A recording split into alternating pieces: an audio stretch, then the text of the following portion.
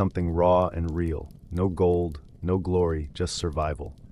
This isn't the polished Rome of emperors and marble halls. There are no togas, no royal feasts.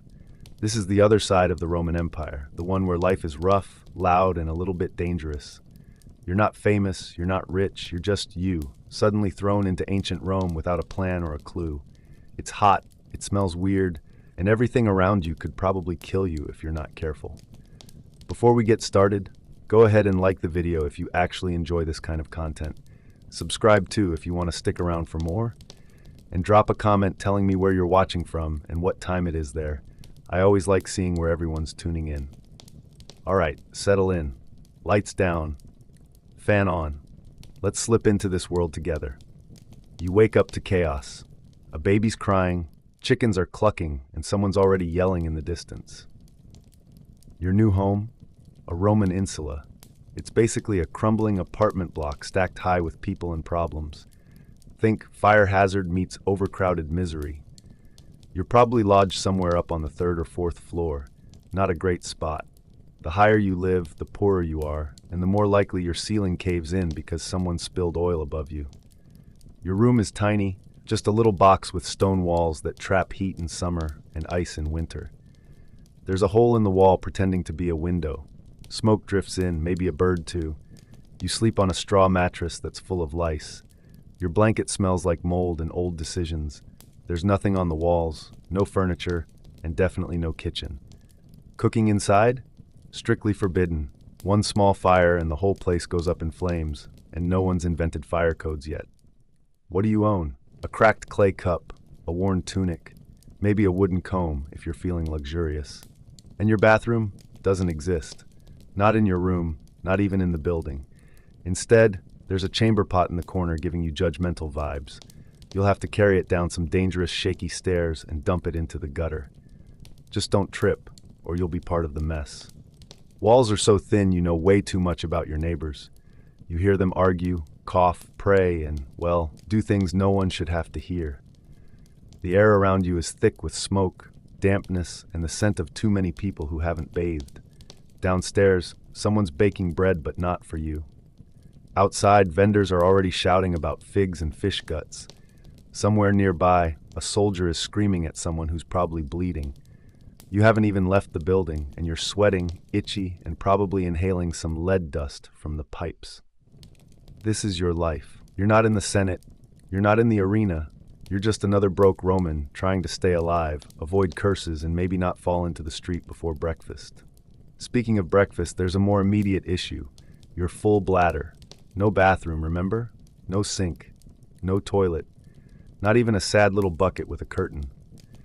So you clutch your chamber pot like it's an offering and shuffle outside toward the nearest latrina. Now, public bathroom is a generous phrase. It's more like a group hangout for people who gave up on privacy long ago. You get there and see a stone bench with round holes cut into it. Underneath, a tiny stream of water slowly whisks away the city's collective embarrassment. You sit, if you dare, and just hope the stranger next to you isn't feeling chatty. Doors? Absolutely not. Personal space? Hilarious. Welcome to day one. You've made it this far, only 23 more hours to go. The latrina isn't just where people go to take care of business. It's more like a town square with excellent acoustics. Around you, men chat like it's a market. Two merchants are arguing over grain prices while hunched over the bench. A retired soldier nearby goes on about his aching back to anyone who will listen. And you? You're just doing your best not to make eye contact with the guy across from you who's casually eating olives while staring directly at you. No blinking, no shame. And then comes the highlight or lowlight of the whole experience, the tersorium. That's a communal sponge on a stick, sitting in a bucket of vinegar or briny water. Supposedly it gets rinsed before each use. Realistically, that sponge has been places. You use it, hesitantly, hoping the vinegar did something. If you're lucky, you brought your own rag. If you're rich, maybe some moss. But chances are you used what the last 10 people used, and now you carry that quiet, haunting awareness of shared hygiene. Thinking about sneaking into an alley to avoid this mess? Think again. Public urination comes with actual fines, and Roman enforcers aren't known for their soft touch. When you're finally done, there's no sink, no soap, no clean towel, just a splash from the communal water basin that's touched more hands than a politician.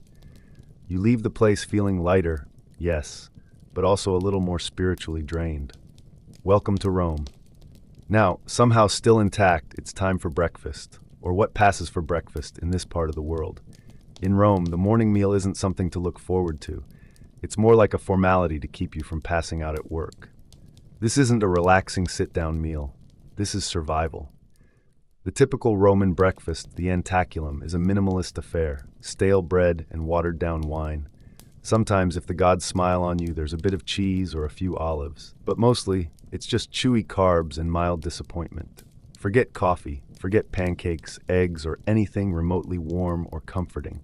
You chew on yesterday's panis rusticus, a tough hunk of bread that feels like gnawing on a piece of sidewalk. The texture is somewhere between sandstone and punishment. The wine? It's been watered down, because no one wants to start the day blackout drunk. Well, unless you're a senator.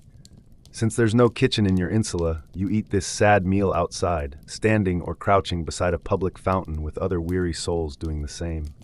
Some have a smear of garum, Rome's famously salty fermented fish sauce, to add to their bread. It doesn't help. If you're wealthy, maybe there's fruit or honey, but you're not. You're right in that not enslaved but still struggling sweet spot, the kind of Roman who dreams about a second tunic and watches the neighbor's broken milk jug with envy. Street vendors occasionally wander past with hot chickpea cakes or sweet pastries. For a second, you hope. Then you remember your coin pouch is emptier than a gladiator's conscience, so you chew, slowly, pretending the stale bread is cake. And this is how your day begins: dry carbs, slight dehydration, and the realization that you now have to walk several miles in stiff sandals with nothing but crumbs in your stomach and the ghost of last night's wine still in your veins. And no, it doesn't get better. Now it's time for work. Unless you're a senator, a pampered poet, or somehow inherited a vineyard from a generous uncle with no children, you're working. Every day, and hard. You might haul stones, clean streets, stack pots, or lay bricks. Maybe you dig sewage trenches if the gods are truly punishing you. Rome runs on labor, and you are the labor. The Romans built a lot: roads, aqueducts, temples, bathhouses. But all that grandeur didn't build itself. Someone had to haul the bricks, lay the stone, and dig the trenches. That someone? You. No machines, no shortcuts. Just your hands, your sweat, and a pair of sandals offering all the support of a damp leaf. The workday starts before the sun shows up.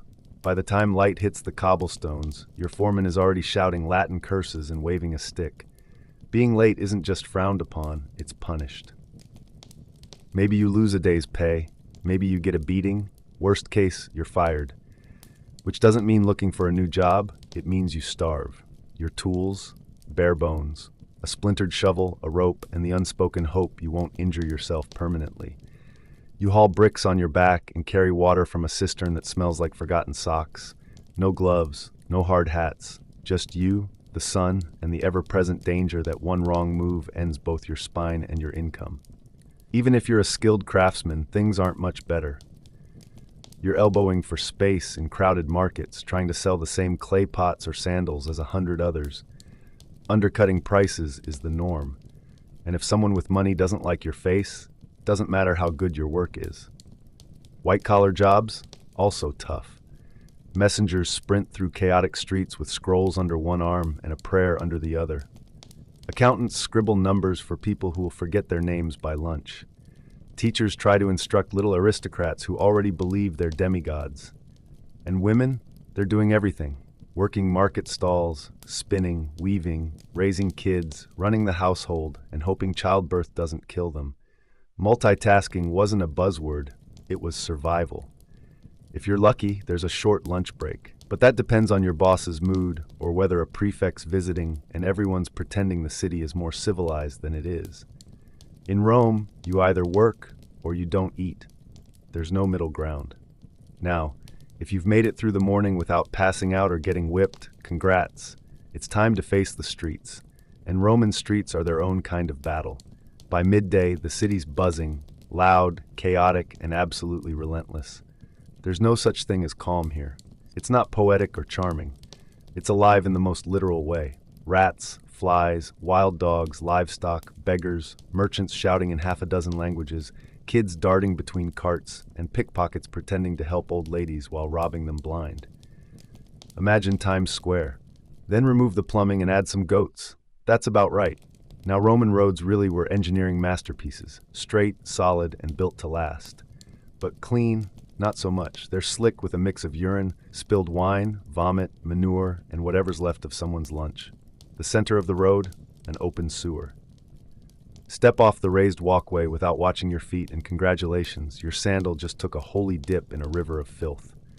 Wagons roll by with zero concern for pedestrians. No crosswalks, no speed limits, no brakes. In fact, Roman law banned heavy carts from the city during the day. So guess what? Drivers charge through at night, half blind in the dark, like maniacs in a race with no rules. If you're not run over, you're dodging elbows, baskets, and fishmongers waving eels and screaming about freshness. And the air? It's thick. Smoke from cooking fires, burning incense from temples, the sharp sting of public toilets in the breeze. Sometimes even the smell of something dead, an animal, maybe a person. People might just throw a cloth over it and keep walking. Then come the street events. A brawl breaks out. A protest starts. Maybe some politician rolls through with a brass band blasting off key tunes, blocking everything for hours. It's loud, messy, and unforgiving. All it takes is slipping on a squashed fig, getting clipped by a wagon wheel, or insulting a noble's pet monkey without knowing it, and suddenly, your day takes a hard left. That's the Roman street. It doesn't just move, it lunges. Your day could end faster than Caesar on the Ides of March, and all you wanted was to buy lentils. You're sweaty, covered in dust, and dreaming of something cold on your skin. The good news? You live in Rome, home of the legendary aqueducts. These towering marvels bring fresh water straight from the hills into the city's core. But unless you're rich enough to live in a domus with your own personal fountain, that water isn't for you. Instead, you're sharing it with thousands of other Romans, people who cough openly, sneeze freely, and think hand-washing is optional. Your choices? The public fountains. They're scattered around the city, and they serve everyone.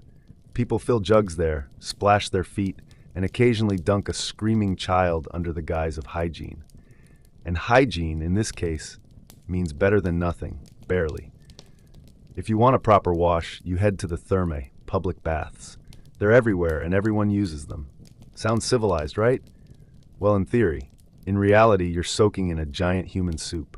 The water flows from one pool to the next, used by dozens before you. There's no soap, no disinfectant, just warm water, body odor, and a lot of opinions. You're elbow to elbow with half-naked men talking politics, while one guy sells socks and another picks his ears with a stick. Feel clean? You shouldn't. You're simmering in germs, with a hint of old eucalyptus oil.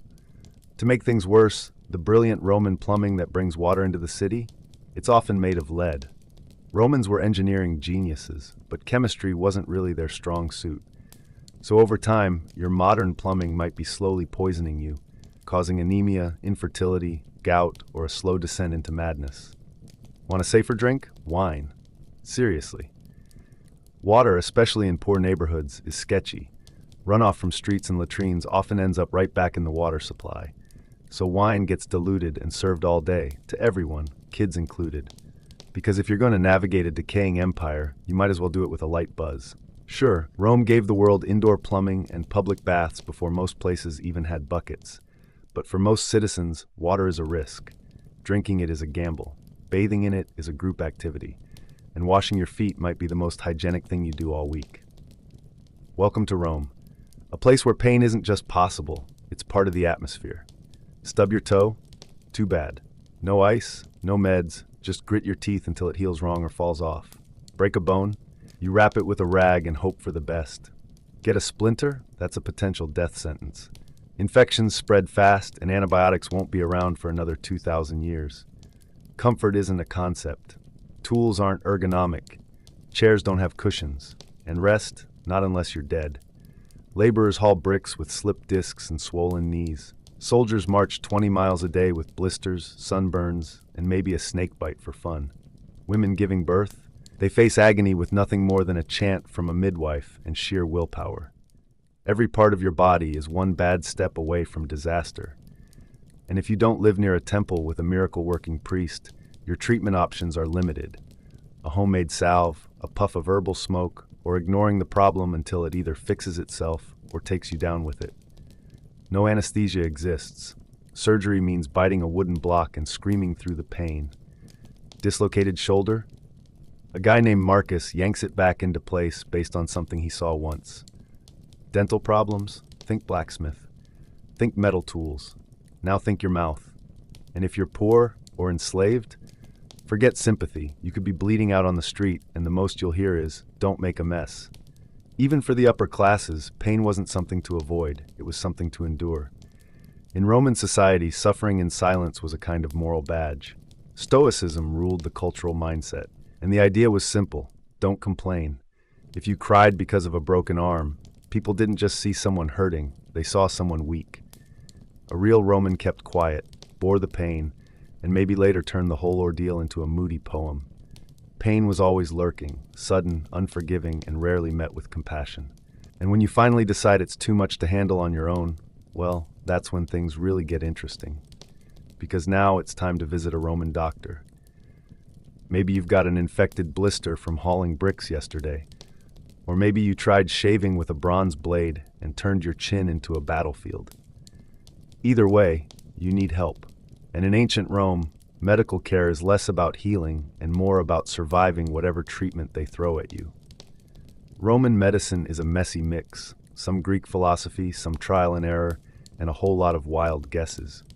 At the core of it all is the idea that your body runs on 4 fluids, or humors: blood, phlegm, yellow bile, and black bile.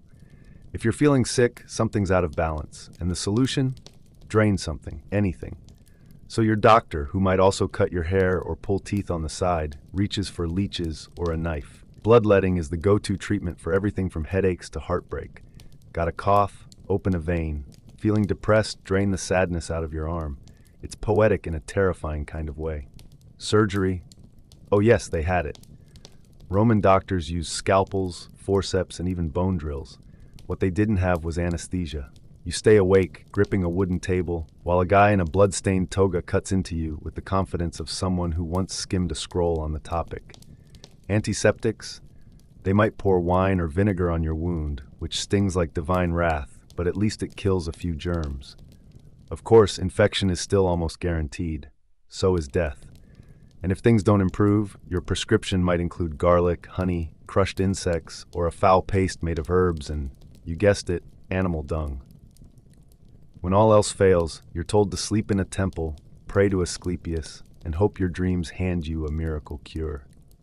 If that doesn't work, your doctor shrugs, your family lights a candle, and the neighbors start whispering about omens. It's not that Romans didn't care. They just hadn't yet figured out which cures actually worked, and which ones just helped you die more dramatically. So next time you sneeze, be thankful for antibiotics and the fact that healing doesn't involve blood loss as a first step. And now, after a full day of sweating, bleeding, and dodging disaster, you're starving. Time for cena, the Roman evening meal. Just don't get your hopes up. Here's what's not on the menu: pizza, pasta, tomatoes, potatoes, chocolate, sugar, or coffee. None of those things had been discovered yet. What you get is far from what we think of as Italian food. This is the prequel: pre-Italy, pre-comfort, pre-flavor. Dinner usually involves a wooden bowl of something hot, brown, and deeply uninspiring. Most likely it's pulse, a porridge made from spelt, lentils, or beans. Think wet gravel with a hint of herb, if you're lucky. If not, just wet gravel. Protein is rare. If you caught a fish or trapped something small, good for you. Otherwise, meat is too expensive for most. And even when you manage to get some, it's often past its prime. Without refrigeration, the preservation methods are aggressive: heavy salting, smoking, or soaking it in garum, Rome's famously rank fermented fish sauce. It tastes like the sea died and came back to haunt you. And if you're celebrating something, maybe, just maybe, you get a boiled egg. That's considered a treat. Dinner, if you can call it that, might include some vegetables, a bit of hard cheese, or the rare treat of a fig. Meanwhile, the wealthy elite are dining like peacocks, literally. Roasted flamingo, stuffed dormouse, jellyfish in vinegar. These dishes weren't about taste. They were edible status symbols, proof that you had money and not a single functioning taste bud. Everyone drinks wine, but always watered down. Drinking it straight, that's for barbarians. Unfortunately, the water it's mixed with might be dirtier than the amphitheater floor. So really, you're just choosing your illness speed, slow or immediate. Dessert, maybe a few dried figs, maybe some nuts, or maybe nothing at all because it's a feast day for a god who thinks pleasure is a sin. Either way, you're not capping your meal with tiramisu. There are no napkins. You either share a cloth that's already made the rounds or use your tunic and pretend it's clean. By the end, your belly's full but unsure about its life choices. Your breath smells like garlic, cheap wine, and low-level despair. But hey, you've eaten. Now, if you thought the day was rough, welcome to Roman nightlife. Spoiler, it's not candlelit dinners and smooth jazz. After a day of sweat, sewage, and maybe a touch of food poisoning, you'd think you'd be due for a little relaxation. Think again. You're in Rome, the empire of excess.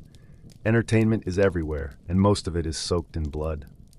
Let's start with the Colosseum, Rome's pride and humanity's rock bottom. This is where tens of thousands gather to watch people die in creative ways. Gladiators fight to the death. Criminals are thrown to wild beasts. And if the emperor's feeling theatrical, maybe a full naval battle reenactment, complete with real ships and real drowning. Admission is free, but not because Rome loves you. It's because distraction keeps the population too busy to notice rising taxes or disappearing provinces. You squeeze into the stands, elbow to elbow with shouting, sweaty strangers. Limbs are flying, someone's getting executed in style, and everyone's cheering, including you. You don't know why. Just peer pressure and trauma bonding, probably. Not into blood sports? Head to the amphitheater. Maybe you'll catch a tragic play in Latin you half understand. Or a crude comedy where the big laugh comes from someone pretending to do something deeply inappropriate with a statue of Jupiter. Roman humor is about as subtle as a catapult. Want thrills? Try the Circus Maximus. Chariot racing at full speed, no guardrails, no brakes, no safety measures at all. Crashes are frequent, deadly, and absolutely loved by the crowd. People bet on teams like their lives depend on it, which they sometimes do. Cheering for the wrong team can get you mobbed on the way home, or stay on the streets. There's fire breathers, acrobats, scammers, musicians, and barefoot philosophers yelling about fate and figs. The shows change every few minutes, depending on who's had wine and who wants attention. Behind it all, there's a strange genius at work. Rome didn't just entertain the masses, it overwhelmed them. It turned daily suffering into background noise by flooding the senses with noise, fire, and blood. And when that wasn't enough, there was always more wine. Now let's take a stroll through Roman justice. Brace yourself, it's not a cozy bedtime story. You've survived work, a grim dinner, and a gladiator match that left someone limbless to thunderous applause. You think maybe, just maybe, you're safe now. That if you keep your head down, the law will protect you. Oh, sweet summer citizen. In Rome, the law doesn't protect. It reminds. It reminds you how replaceable you are. How mercy is for emperors, carved into statues, not handed out in courtrooms. Legal status matters. A lot. If you're a citizen, you technically have rights. You can't be flogged in public. Unless someone important is really angry, then all bets are off. You're supposed to get a proper trial, too. In theory. If you're not a citizen, justice looks very different. Justice in Rome isn't blind. It's brutal, biased, and often public. If you're not a citizen, the law doesn't protect you. It punishes you. Hard. Maybe with a punch to the face, a branding iron to the skin, or a quiet execution just outside the city gates. Slaves don't get trials. They're property. If a slave kills their master, even if the master was a monster, the entire household of slaves might be executed. Not because they were involved, but because Rome wants to send a clear message. Don't even think about it. Get accused of a crime. Don't expect a fair hearing or a quiet sit-down with your lawyer. Trials are theater, literally. If your accuser has money, they show up with a chorus of paid witnesses, bribes ready to go, and dramatic speeches to stir the crowd. You show up in your best tunic, heart pounding, maybe hoping you can cry at the right time to sway the magistrate. If you have no patron to speak on your behalf, your best bet is divine intervention, and even Jupiter might be too busy. Punishments aren't just painful, they're performances. Thieves might be branded on the face or have their hands shattered with a hammer. Liars could have their tongues pierced. Swindlers? Public flogging if they're lucky. Exile if they're very lucky. Say something rude about the emperor and it's not a slap on the wrist. It's death, usually slow, often creative. Some crimes are punished publicly on purpose, with crowds cheering like it's the afternoon games. Crucifixion is the favorite. It's long, agonizing, humiliating, and designed to make a point. It wasn't just used for Jesus. It was standard fare for rebels, robbers, and anyone Rome wanted to turn into a warning sign. Law enforcement? Don't count on them. The vigils, Rome's mix of cops and firemen, are underpaid and overworked. If you're robbed, they might shrug. If you bribe them, they might help you rob someone else. Laws exist, yes, etched in stone and read in forums, but they exist to serve power, not people. And then there are the gods. Because in Rome, you're not just living under emperors, you're living under Jupiter. You might think religion would offer some comfort, some inner peace after surviving the streets and dodging angry fishmongers and justice with a grudge. Nope. In Rome, religion isn't personal. It's public, constant, and completely unavoidable. You don't get to pick your gods, they pick you. And there's one for just about everything. Door hinges, cardia, sewers, cloacina, mold, robagus, and boundaries, terminus. Shrines are everywhere. Miss one, forget to bow, skip a prayer, and you're not just being careless, you're asking for trouble. When your roof collapses next month, everyone will say, well, he did skip the Saturnalia rituals. Festivals fill the calendar, dozens every year. On those days, work stops, bulls are sacrificed, and the city smells like roasted meat and marble soaked in wine. You show up not just because it's expected, but because the gods punish neglect, with droughts, plagues, and failed crops that ruin everyone's lentils. Then there's emperor worship. Rome doesn't just want you to respect your ruler, it wants you to worship him. Literally. The emperor is a living god, and you're expected to offer incense at his altar, shout his praises in public, and definitely not roll your eyes during one of his long, smug parades. That's not just disrespectful, it's borderline treason. Skip out on public rituals. Maybe you were too quiet during Vesta's sacred fire, or didn't toss enough grain into the temple flame. People notice. And when they do, you might be called impious, unpatriotic, or the worst label of all, suspicious. Suspicion in Rome spreads fast, like blood in shark-infested water. And if you belong to a foreign cult, one the state hasn't officially approved, you'd better keep it quiet. Rome is fine with foreign gods, but only if they come with tax revenue, wine, or soldiers. Roman religion isn't about faith, it's about performance. You don't need to believe, you just need to do it right, on time, in public, and preferably while smiling as you sacrifice that goat. Speaking of performance, time to climb the greasy, dagger-lined ladder of Roman ambition. You've done everything right so far, honored the gods, sidestepped legal disaster, and even made it out of the public baths without catching something out of a myth. But now comes the truly exhausting part, navigating Rome's social hierarchy. It's not just complicated, it's a full-contact sport. Roman society runs on strict layers. At the top are the senators, old money elites in togas with purple stripes and estates so large they need their own couriers. Below them are the equestrians, wealthy businessmen who don't quite have the political clout, but have plenty of cash. Then come the plebeians, regular folks like you, grinding through daily life somewhere between barely surviving and could afford olives this week. Below that are freedmen, slaves, foreigners, and unfortunate souls who once made a sarcastic comment about a statue of Augustus and have never recovered. Want to climb the ranks? You'll need a patron, a high-status Roman who offers protection, connections, and maybe a sack of grain in return for loyalty, flattery, errands, and favors that smell like servitude. It's part godfather, part manager, part performance review. Every morning starts with the salutatio, where you join a line of other hopefuls outside your patron's domus. You praise his haircut, compliment his son's new toga, then politely ask for money, food, or a recommendation. If he likes you, you might get a coin. Maybe he lets you carry his litter through the forum. That means you're officially somebody, at least for today. Everything you do is being judged. Your tunic doesn't have to be fashionable, just clean. Your words must be careful. Your friends, chosen wisely. And whatever you do, don't seem too eager to rise. Ambition is suspicious. The second you look like you're climbing too fast, the people above you will push you off the ladder, socially or literally. Networking is a battlefield. Banquets are minefields. Joke can destroy you. The right marriage can save generations of your bloodline, but don't expect love. Romans don't marry for romance. They marry for land, allies, and inheritance. And even if you make it, if you claw your way up to wealth, status, and a nicer address, never get comfortable. One missed religious ritual, one bad harvest, or one whisper in the wrong ear, and you're done. You won't even hear the knife coming. Surely things quiet down when the sun sets, right? Not in Rome. As daylight fades and shadows stretch over the city, things don't settle, they shift. The noise dies down, but the danger rises.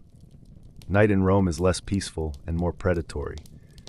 Let's start with light. There isn't much. Unless you're rich enough to burn oil lamps all night, you're walking home by the light of the moon, or not at all. Most people navigate the twisting, uneven streets using nothing but memory, dumb luck, and a silent prayer. Trip and fall? No one's helping. They might just steal your sandals. The vigils, Rome's night watch, are supposed to patrol the streets, stop crime, and prevent fires. In practice, they're exhausted, poorly paid, and often more interested in napping than heroics. Some are brave, most are bribable. None are a match for the number of criminals lurking after dark. Muggers, thieves, shady ex-gladiators, they know the odds are in their favor. Walk home alone and you're fair game, no matter your social class. If you're not fast, armed, or wearing invisibility, you're a target. And then there's fire, Rome's greatest nighttime fear. The charming, rickety insula you call home are made of wood, dust, and prayers. That's why cooking after dark is illegal. One knocked over oil lamp and an entire neighborhood can go up in flames. It's happened before. The Great Fire of 64 CE didn't just start, it exploded. Once the flames began, they tore through the city like a god on a rampage. No fire alarms, no water hoses, no organized escape plans. If you smell smoke at midnight, you grab your one tunic and run, because your building, your block, your entire district could be gone by sunrise. As the sun dips below the horizon in ancient Rome, you might hope for peace, a cool breeze, a quiet bite to eat, maybe some rest. But Rome doesn't wind down at night. It just changes. The city gets louder, meaner, more alive in the worst ways. It doesn't sleep. It prowls. Let's start with the danger that never really goes away: fire.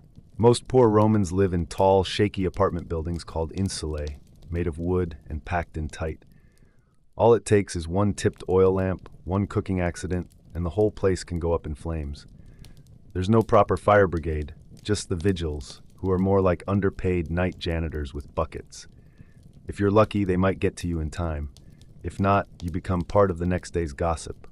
But even if the fires spare you, thieves might not. The streets are narrow, dark, and unlit. Torches cost money, and most people walk home by touch and gut feeling. Pickpockets and cut purses move like shadows, and anyone walking alone is fair game. Shiny things attract attention. So do stairs. And if you stumble into a fight, say between two drunk gladiators, don't expect to come out clean. Speaking of drunk, the night scene in Rome is wild. Taverns burst open with people spilling wine, shouting bad poetry, and starting fights over dice games. Some nights, a noble decides he's insulted and sends a slave to settle the score right there in the street. Best to melt into the shadows and keep your head down.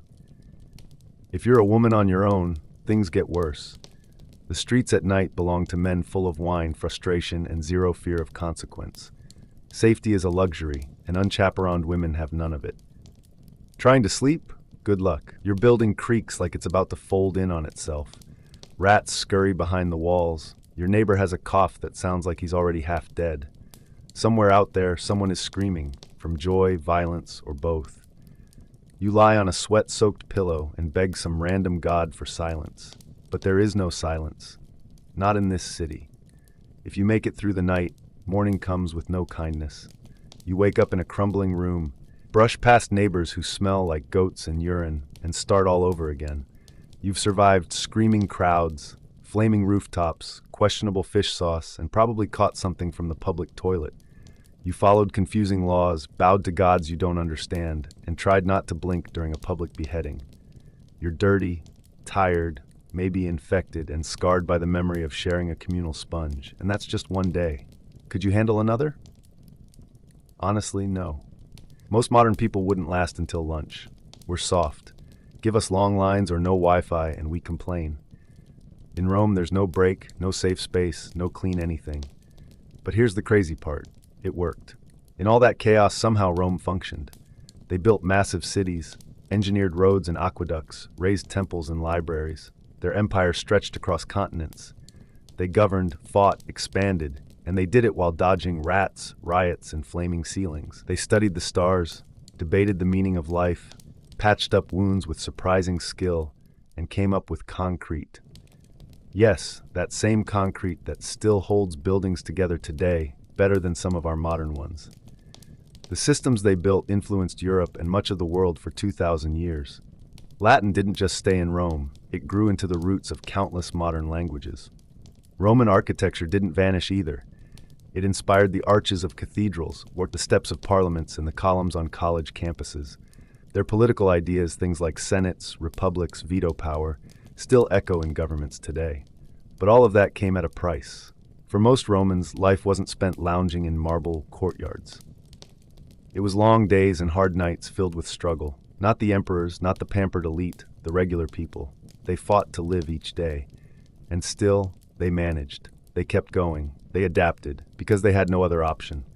Rome wasn't built on wealth alone. It was built on sweat, fear, stubborn ambition, and the sheer will to survive. One generation at a time.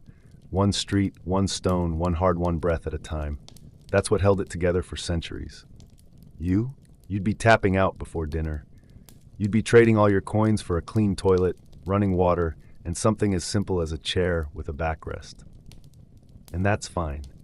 You're not meant to survive ancient Rome. You just need to see it, to understand that it existed, and maybe appreciate the fact that someone once walked those same dirty streets, laid the foundation of an empire, and in some roundabout way helped shape the world you're in now. Safe, clean, and just a little horrified. Now shift the scene. Picture a 2nd century BCE princess named Rhodigon. Royal blood, a name fit for legends, but not the kind of life that came with peaceful banquets or polished palaces. Her family wasn't hosting balls, they were putting down rebellions. Rhodigon was born into grit, into a world of horses, war maps, and whispered threats over dinner plates. Poisoned dates weren't just a nightmare, they were an actual concern. Her father, Mithridates II, wasn't a ceremonial king. He expanded Parthia from a small, dusty kingdom into a rising empire that would one day lock horns with mighty Rome. But with expansion came the usual side effects: uprisings, betrayals, and angry neighbors who didn't care for being conquered. Rhodigon grew up in this chaos. She likely watched generals argue, palace scribes scribble, and envoys sweat their way through tense negotiations. She didn't just learn how to smile and curtsy. She learned leadership, diplomacy, and how to command respect while wearing armor that somehow still worked with earrings. Parthian women weren't ornamental figures tucked away in quiet chambers. They could hold real power. Some ruled cities, some arranged political marriages, and some, like Rhodigon, became known not for who they married, but for who they defeated.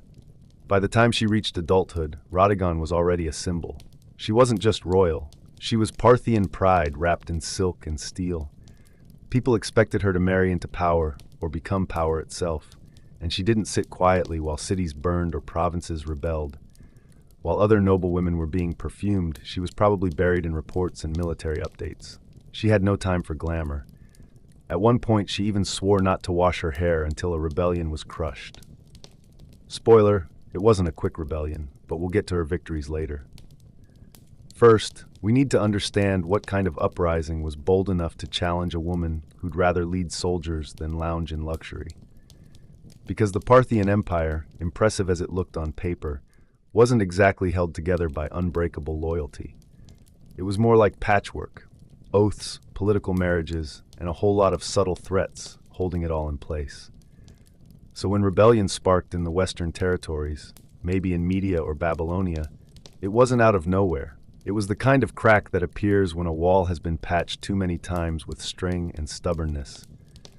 What really shocked people wasn't just that a rebellion had started, it was who was behind it. These weren't commoners grumbling about taxes. The rebels were nobles, city officials, the very people usually hosting banquets in the king's name. And instead of quietly complaining, they seized forts, shut down royal messengers, and basically told the crown to deal with its own problems. Normally, this kind of trouble would be handled by a general or some overconfident royal cousin eager for glory. But this time was different. Historians still debate why. Maybe it was timing, maybe politics, maybe just sheer stubbornness.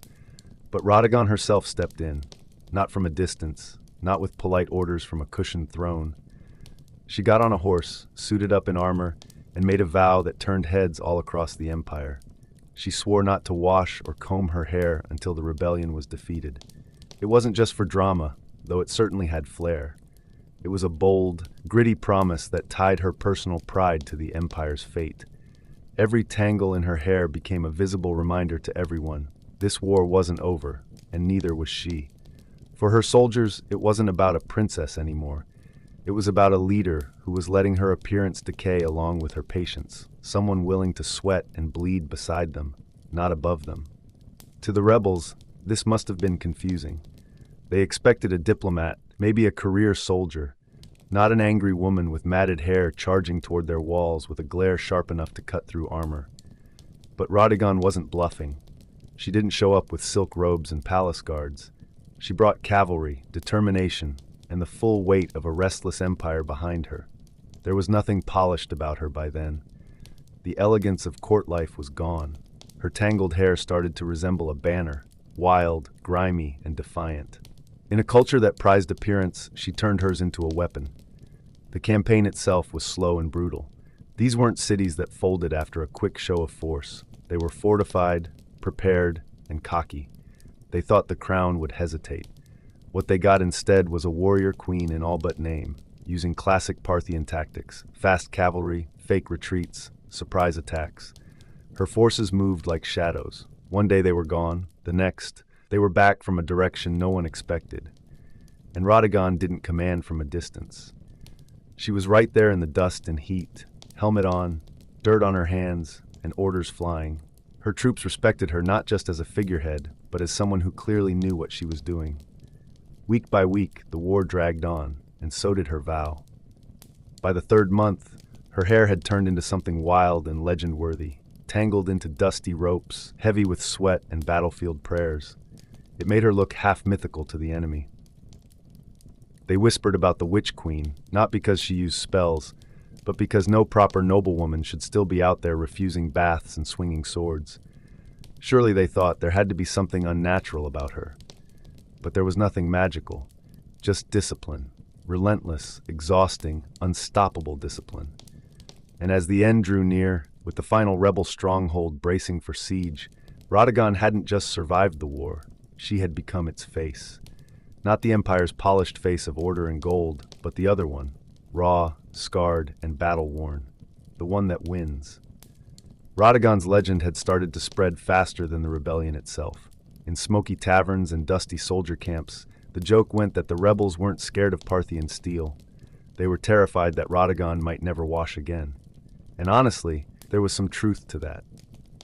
Ahead loomed the final rebel stronghold, a fortified city with high walls, full granaries, and archers perched along the parapets. The rebel leaders had dug in deep, smug in their belief that they could wait her out. Supplies had been hoarded, gates reinforced, and confidence ran high. They thought they could hold the line. They couldn't. By this point, Radagon's reputation had taken on a life of its own. Rumors spilled into enemy territory.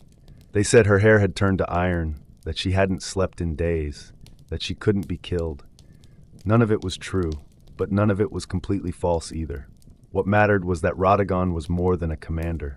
She was a presence, and she was smart.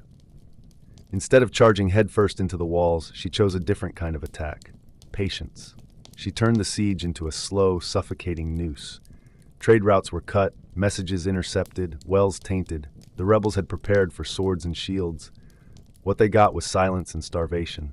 All the while, she stayed in the field. No palace retreats, no soft bedchambers, just canvas tents, stale bread, lukewarm wine, and the grime of the battlefield. She lived like her soldiers did, inspected their gear, led patrols, ate their meals. And not once did she touch a comb. Her vow had become untouchable. No one joked about it anymore. It had turned into something sacred, a promise woven into every knot of her hair. It told her troops, "We're still fighting, and we won't stop." Inside the walls, things fell apart. The rebels had hoped to break the morale of the Parthians, but instead their own spirit cracked. Arguments broke out among commanders. Food grew scarce. Desertion started to spread like a sickness. And then, the slip-up. A small gate left unguarded for just 1 hour. Maybe it was exhaustion, maybe betrayal. Radagon's scouts found it. That night, under the cover of wind and darkness, her forces moved. They slipped through the gate like smoke and opened the city from within. By dawn, the battle was over. The stronghold had fallen, and Radagon, drenched in sweat, ash, and grit, stood at the top of the battlements. No throne, no crown, just a war-weary figure in dented armor with fire in her eyes and her infamous hair hanging in ropes down her back. The Empire didn't mark the victory with fireworks or feasts, it marked it with water. For the first time in months, Radagon stood before her army, not in jewels or silks, but in the same battered gear she'd worn since day one. Her body bore the marks of the campaign. Her face showed the toll of war, and her hair, filthy, tangled, streaked with dust, was a legend in itself. But she had kept her word. Every rebel stronghold had fallen. Every oathbreaker was brought low. Her vow was fulfilled. She didn't retreat into a palace for her triumph. She didn't bathe behind golden doors. She chose a courtyard in full view of the people who mattered, her soldiers. Basins were filled, warm oils prepared, combs retrieved like they were ceremonial weapons.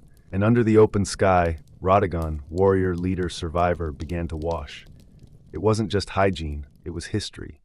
Every knot pulled loose was a province reclaimed. Every handful of dirt rinsed away was a battle won. Her hair soaked up the water like dry land drinking rain, and as it ran down her back and into the earth, it felt like even the soil acknowledged what had been done. Radagon didn't just win a war, she became part of the land she fought for. And with each strand of hair finally untangled, her empire began to breathe again. Some say she wept, others swear she laughed, but what no one could deny was the silence that fell across the ranks. Hardened men, sunburned, scarred, unshakable in war, stood motionless, heads slightly bowed, as Radagon emerged from that ritual reborn. No one placed a crown on her head. She didn't need one. The dust that clung to her had become a crown more powerful than any jewel. In that moment, Pathia didn't just have a princess, it had a living symbol. She could have returned to the capital in triumph. Let the scribes compose odes in her honor.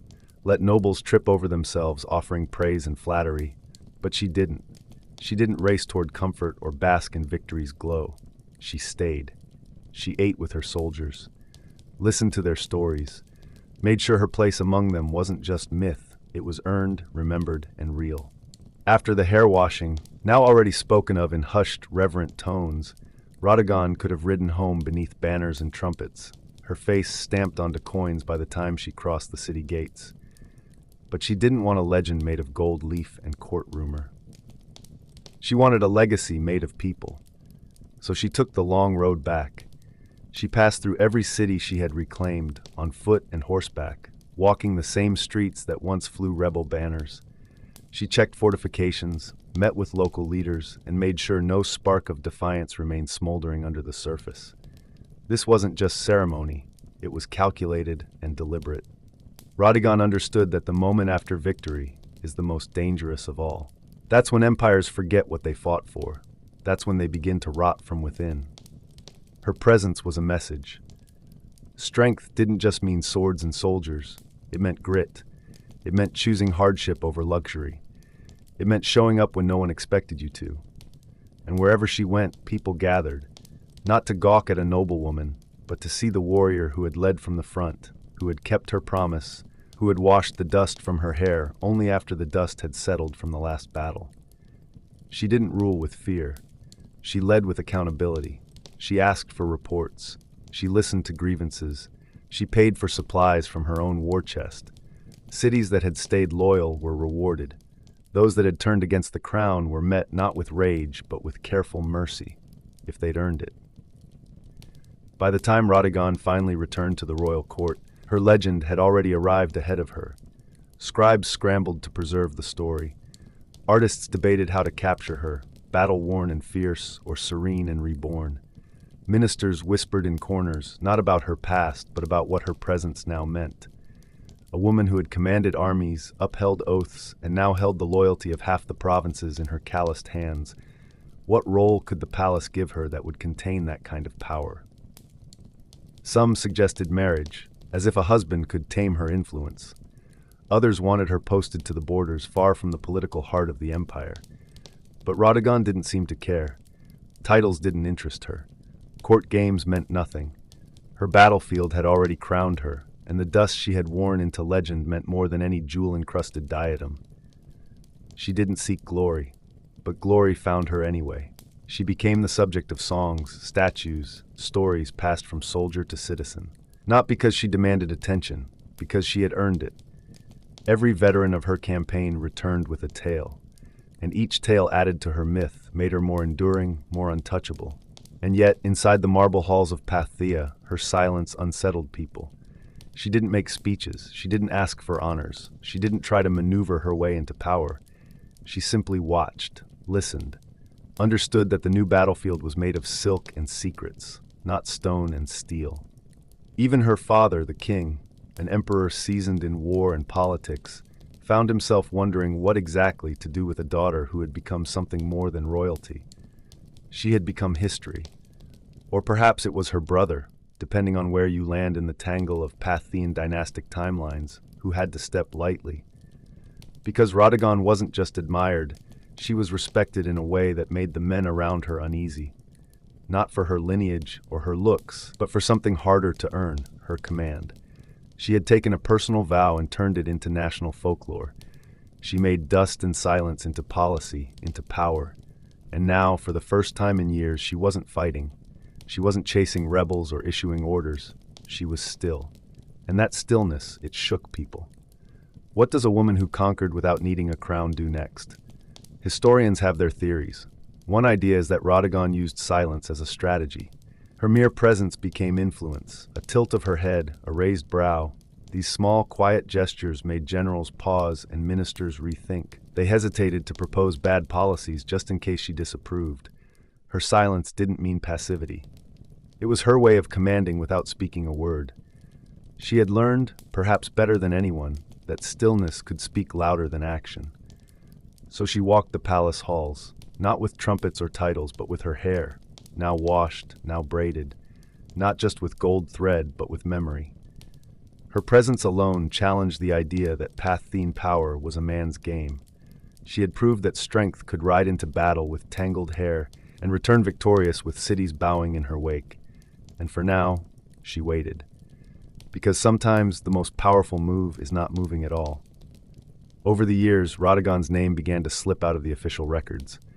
Pathian scribes, always eager to flatter kings and dynasties, found her harder to frame. A warrior princess who refused to follow the script, easier to forget. Her campaign became a footnote. Her silence, once a weapon, became their excuse to erase her. No golden tomb was built in her honor. No epic scrolls with state seals told her story. But that's the thing about true legend. It doesn't ask for permission to endure. In the far corners of the empire, in the dusty outposts and villages she spared, her name remained alive. Mothers told their daughters stories, not as fairy tales, but as warnings to any man foolish enough to underestimate a woman with a mission. Soldiers recited her tactics as sacred, and rebels, even decades later, whispered about her as though she might ride again one night, hair flying like a war banner, ready to reclaim what was hers. Because there's something deeply unsettling and undeniably powerful about someone who breaks every rule and still wins. Radagon wasn't content to be a background figure. She didn't sing softly in gardens or perfect the delicate art of being overlooked. She tore through her era like fire through dry brush, and then vanished. Where she went next is a mystery. Some believe she retired quietly, choosing peace over power. Others think she stayed close, advising from the shadows, her fingerprints on Pathian policy long after her name left the scrolls. And a few, hopeless romantics perhaps, swear she rode off one last time to put down a rebellion near the borders and never returned. Never confirmed, never denied. But what matters is this. Her legacy lived where it counted. In people. She didn't need a crown. She ruled without one. She showed that loyalty doesn't come from bloodlines. It's earned in dust and sweat and action. That a vow, no matter how strange, can become a nation's rallying cry. She redefined what strength meant, what leadership looked like. And though the official histories may leave her behind, the soil of Pathia has not forgotten. Because you don't need a statue to be eternal.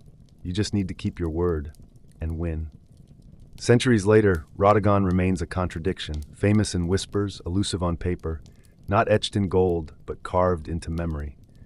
And that, in the end, is the kind of legacy no empire can ever truly erase. There's no statue carved in her likeness, no royal tomb etched with praises. But for those who revere rebellion, endurance, and fierce conviction, Rodigon is immortal, not like kings remembered in monuments, but like storms remembered in stories. She didn't win her place in history by conquering foreign lands or penning grand treaties. She conquered something far harder, expectation. In a world where women were told to stay quiet behind silk curtains while men marched to battle in their name, Radagon tore the curtain down and stepped out, barefoot, helmet under her arm. She didn't wait for permission. She took command. And the empire didn't crumble. It followed. More than anything, she taught her people a truth no royal decree could ever enforce. Loyalty isn't born from fear. It grows from respect, from watching your leader endure the same pain, from seeing them live through the same hunger, the same cold, the same risks, from watching them keep a vow that everyone else would have abandoned. She wasn't flawless. No legend is. But her story lived on precisely because it wasn't clean or perfect. It was gritty, raw, tangled, like her hair on the day the final city fell. In that filth, there was dignity. In that stubborn vow, a vision of leadership stronger than any crown. Her soldiers didn't see a princess. They saw someone who cared more about the cause than her own comfort. And that's the part that history, try as it might, couldn't erase. Even now, long after Pathia has faded into dust, her name rises in moments of resistance. Artists sketch her, writers dig for her footsteps. A vow not to wash until victory. It sounds strange to some, but to those who fought uphill battles, who've endured injustice, it rings true. Radagon wasn't about glory, she was about grit. In the end, it wasn't gold that crowned her. It was dust. Dust, the very thing kings try to escape in death, but that she wore like a badge in life. She was forgotten by rulers, ignored by record keepers, but remembered by the dust. And that's where true legends live, not carved into stone, but buried in the soil. Before blood soaked the sands and kings trembled at her name, there was another woman born of open wind and wild land. Tomius, daughter of the plains, came from a place with no marble halls, no carved philosophies, only sky, steppe, and silence. Her world was the land of the Massagetae, fierce nomadic warriors who lived and died on horseback. They worshipped the sun, followed the herds, and buried their dead with weapons, ready to fight in the next life. Their world was not written in ink, but drawn in motion, in arrows loosed and battles won. We know little of Tomius's early years, but we can imagine the rhythm. She learned to ride before she could walk straight, to shoot before she spoke in full sentences. Among her people, girls were not sheltered. They trained with the boys, rode into storms, earned their place with blood and bruises. Leadership was not gifted, it was taken. And Tomius, even young, bled for her tribe. She rose in power, perhaps after the death of her husband, who may have ruled before her. But what's certain is that when the moment came, she didn't inherit her role, she claimed it. In a world where women were possessions, Tomius commanded armies, she negotiated with kings, and if they ignored her, she made them regret it. She was no mere queen. She was Shahut, the steppe's answer to empire, a war archer in bronze and leather who would soon stand toe-to-toe with the mightiest kingdom on earth. But power, especially for a woman, never comes without a cost. And as Tomius began to strengthen her grip on the steppe, the whispers began. The whispers about Tomius had grown louder, and across the mountains to the south, someone was listening. Cyrus the Great, King of Kings, founder of the Achaemenid Empire. He had already taken Lydia in the west, Babylon in the south, and his banners flew over deserts and mountains where the language changed with every passing caravan. But Cyrus was far from finished. While Tomius ruled the wild and open steppe, Cyrus was building something altogether different. An empire of structure, roads, cities, and command. He was a man who looked beyond borders, and when he looked north, he saw the Massagetae. They didn't have marble cities or vast treasuries, but they controlled something far more valuable, the northeastern frontier. Land, access, movement. And more dangerously, they had pride, something no empire could afford to ignore. Pride, as Cyrus saw it, could be bent or broken. But he wasn't just a conqueror. Cyrus had a reputation for cunning, for weaving diplomacy with conquest. So before drawing swords, he extended a hand through marriage. According to ancient sources, including Herodotus, Cyrus sent envoys north to Ptolemais proposing a royal match. The great king of Persia, ruler of half the known world, offering union to a warrior queen. Ptolemais saw through it instantly. It wasn't a proposal. It was an attempt to disarm her, to absorb her people without a battle. She refused. And in the throne halls of Persepolis, that answer echoed like an insult. With diplomacy dead, Cyrus turned to war. He ordered his forces to cross the Araxes River, the natural line separating Persian territory from the open lands of the Massagetæ. He would take by force what Ptolemais had refused to give in peace. But Ptolemais was already moving. She knew her land. She knew her people, born to the saddle, fast and fierce. And more importantly, she knew what this war was really about. It wasn't just territory. It was about silencing a woman who had dared to say no to the world's most powerful king. Cyrus had no idea what was waiting for him. Kings, razed cities, and subdued empires. To him, the Massagetæ were nomadic horsemen, wild, scattered, untrained. What he didn't see was the strategy behind their chaos, or the fury burning behind Ptolemais' silence. She had warned him. When she turned down his marriage offer, she sent a message: "Cross the Araxes, and you will regret it." Cyrus crossed anyway. His engineers built a bridge of boats to haul his army across the river. But instead of meeting him head-on, Ptolemais pulled her troops back, deeper into the steppe. She let him think she had retreated. And then, the trap. The Persians found an abandoned Massagetæ camp, full of supplies, food, and most dangerously, wine. To Cyrus's men, it looked like a panicked retreat. They celebrated, they indulged, and then they passed out. Cyrus left part of his army there, under the command of his trusted general, Harpagus. That night, under the cloak of darkness and silence, Ptolemais struck. Her forces descended like a storm on the drunken camp. The attack was swift, brutal, and precise. Persian soldiers fell before they could even draw their weapons. By the end, the camp was soaked in blood. Among the fallen was Sparapises, Ptolemais' own son, a commander in her army. Some accounts say he was captured alive. Others claim he was killed in battle. But what came next has been debated and retold for centuries. Because if Cyrus thought he had just won a skirmish, he was about to learn the full meaning of vengeance. Spargapises, her son, either died in the fighting or, as some accounts claim, was captured and took his own life rather than live in chains. Whatever the truth, the effect on Ptolemais was devastating. Something in her shattered, but instead of breaking, she turned that grief into steel. Her sorrow was volcanic, but it was her rage that would make history tremble. She sent one final message to Cyrus, no warning this time, only a vow. "You may hunger for blood," she said, "so I will give you your fill." This was no longer a matter of diplomacy or defense. It was war driven by something deeper than duty. Cyrus had taken her son. He had invaded her land. Now he would face not a queen, but a mother, and he would die knowing exactly who ended him. The next confrontation wasn't a battle. It was an execution in the making. As the sun rose, sharp and unforgiving over the endless plains, Ptolemais stood at the head of her army, not as royalty, but as retribution made flesh. Her warriors, painted in ash and fury, were no longer simply defending territory. They were avenging blood.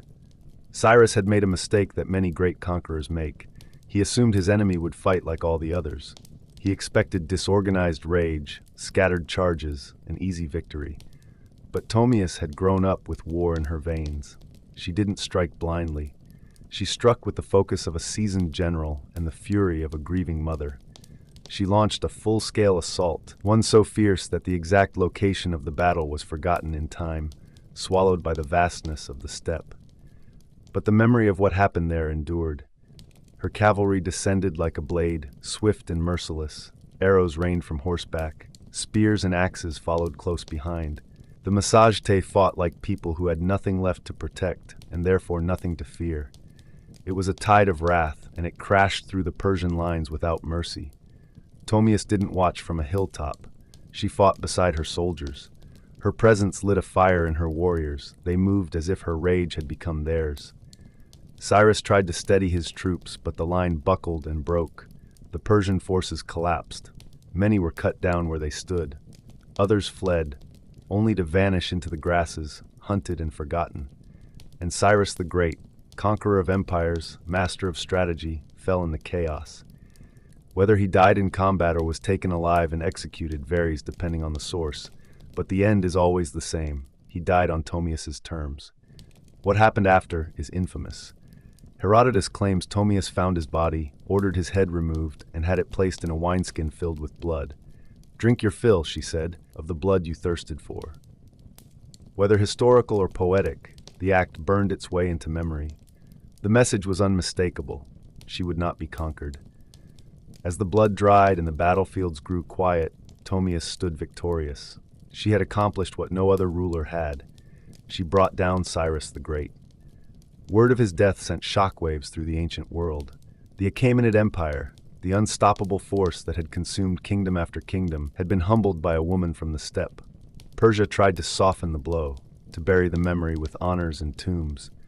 Cyrus was returned to Pasargadae and buried with full ceremony, but no amount of ritual could erase the reality of what had happened. His final campaign ended not in triumph, but in humiliation. For Ptolemais and her people, it wasn't just a victory, it was a declaration. The Massagetae had defended their homeland with weapons, yes, but also with will and pride. She hadn't just preserved their sovereignty, she had carved her place into history by showing that no empire, however vast, was immune to resistance. Ptolemais proved that leadership didn't require a palace, only resolve. She didn't win because she was the strongest, she won because she refused to be broken, under marble ceilings but beneath open skies. They didn't measure greatness in monuments, but in survival, in honor, in the ability to defend what was theirs. Ptolemy stood up to the most powerful ruler of her time, and she didn't just endure his attack, she crushed it. Then, just as suddenly as she had emerged from the winds of the steppe, she disappeared into them. No records tell us what became of her, no written chronicles of her final days, no grand tomb, no succession scrolls. It's as if, having fulfilled her vow, she chose to vanish, letting the land carry her memory rather than any crown. In the centuries that followed, she became more than a figure. She became a symbol. Historians, poets, and artists filled in the silence with imagination. To the Persians, she was a scar, a bitter name whispered in the wake of a crushing defeat. To the Greeks, she was an enigma, a so-called barbarian who held more nobility and principle than many of their own kings. And to the peoples of Central Asia, Ptolemais became a legend riding forever across the plains, a queen in ghostly armor whose blade still remembered. Over the centuries, she was reshaped by every culture that remembered her. Medieval scribes painted her in gilded armor, a warrior cloaked in divine justice. Renaissance artists cast her tall and proud over the fallen Cyrus, a woman carved from resolve. Each age saw in her what it needed, a grieving mother, a relentless avenger, a wild queen, a challenge to arrogance, or a monument to feminine strength. But beneath every retelling, one truth stayed the same. Ptolemais changed history. She didn't inherit a throne, she forged one from the flames of war and the fury of loss. And for a single, unforgettable moment, she reminded the world that not every empire is destined to rise. Some collapse beneath the hooves of riders who refuse to kneel. Most of what we know about Ptolemais doesn't come from her own people, the Massagetae, who left no stone records or written laws. Their legacy lived through oral tradition, through action.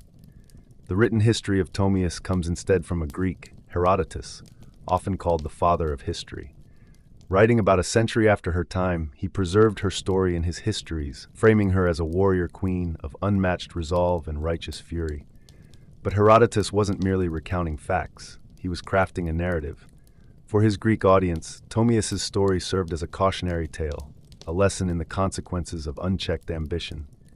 Cyrus the Great, who had subdued empires and reshaped half the known world, didn't fall to another kingdom or vast army. He fell to a woman, and not just any woman, a mother who had nothing left to lose. Herodotus wrote of her vengeance in graphic detail.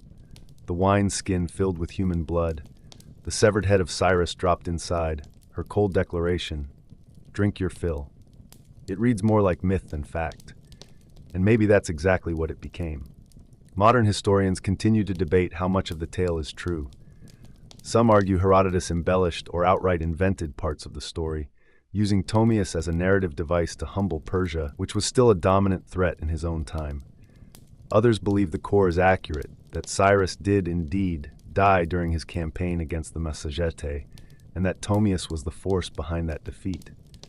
Whether the blood-filled wineskin was real or symbolic is beside the point. What mattered was the message. Herodotus, for all his biases, succeeded in something important. He made sure Ptolemus was not erased. Even if he filtered her through a Greek lens, casting the Massagetae as noble savages and Ptolemus as a foreign embodiment of honor, he ensured her name would echo through time. Because in the strange space between history and myth, facts may blur, but impact sharpens. And Ptolemus' impact, born of pain and courage, remains. She never ruled an empire. She didn't build cities or leave behind laws carved in stone, but she left something else. She left a wound in an empire that thought itself invincible. She left a memory in the minds of those who believe power isn't something you inherit, it's something you earn. And for all the kings and chroniclers who tried to forget her, she lives on in the dust, the stories, and the silent awe of those who still remember the queen who would not bow. Not behind palace walls, but by the pulse of the land, the rhythm of hooves, and the open sky.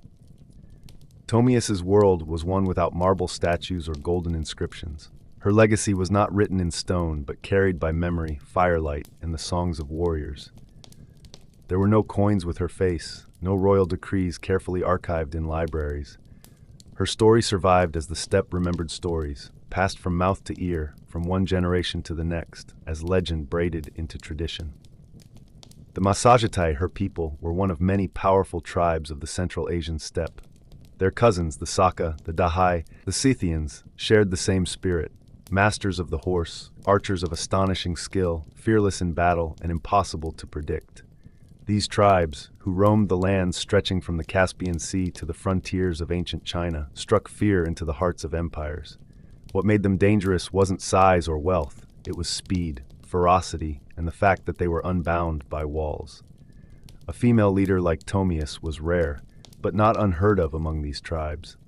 Steppe culture, unlike many of its sedentary neighbors, granted women far more freedom. Women hunted, they rode, they fought, and sometimes they led. Archaeological discoveries of Scythian burial sites containing women interred with weapons, armor, and horse gear confirm that the stories of warrior queens were not just myths, but memories rooted in truth. Ptolemus stood at the summit of that tradition. Her authority didn't come from divine right or dynastic succession. It came from her presence, her grit, her strength, her undeniable ability to lead. She united scattered clans. She governed, she fought. In a world where survival depended on riding harder, shooting faster, and fearing nothing, Ptolemus was not just a ruler. She was the steppe itself made flesh. And yet, because the Massagetae built no monuments, left no archives, she became a ghost queen, remembered mostly through the writings of foreigners and the oral traditions of her people. To Persian historians, she was a grim cautionary tale. To the Greeks, she was both a marvel and a paradox. But to her own people, she was a legend carried on the wind, a spectral figure who still rode with them in battle songs and bloodlines. Empires rise in stone, but the stories of the steppe live in wind and memory.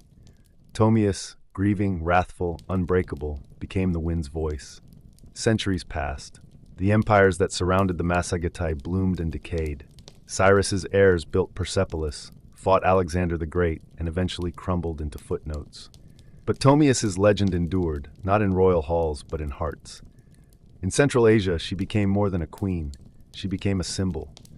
A reminder that power doesn't have to wear a crown, and that resistance, especially in the hands of a woman, can outlive even the greatest of kings.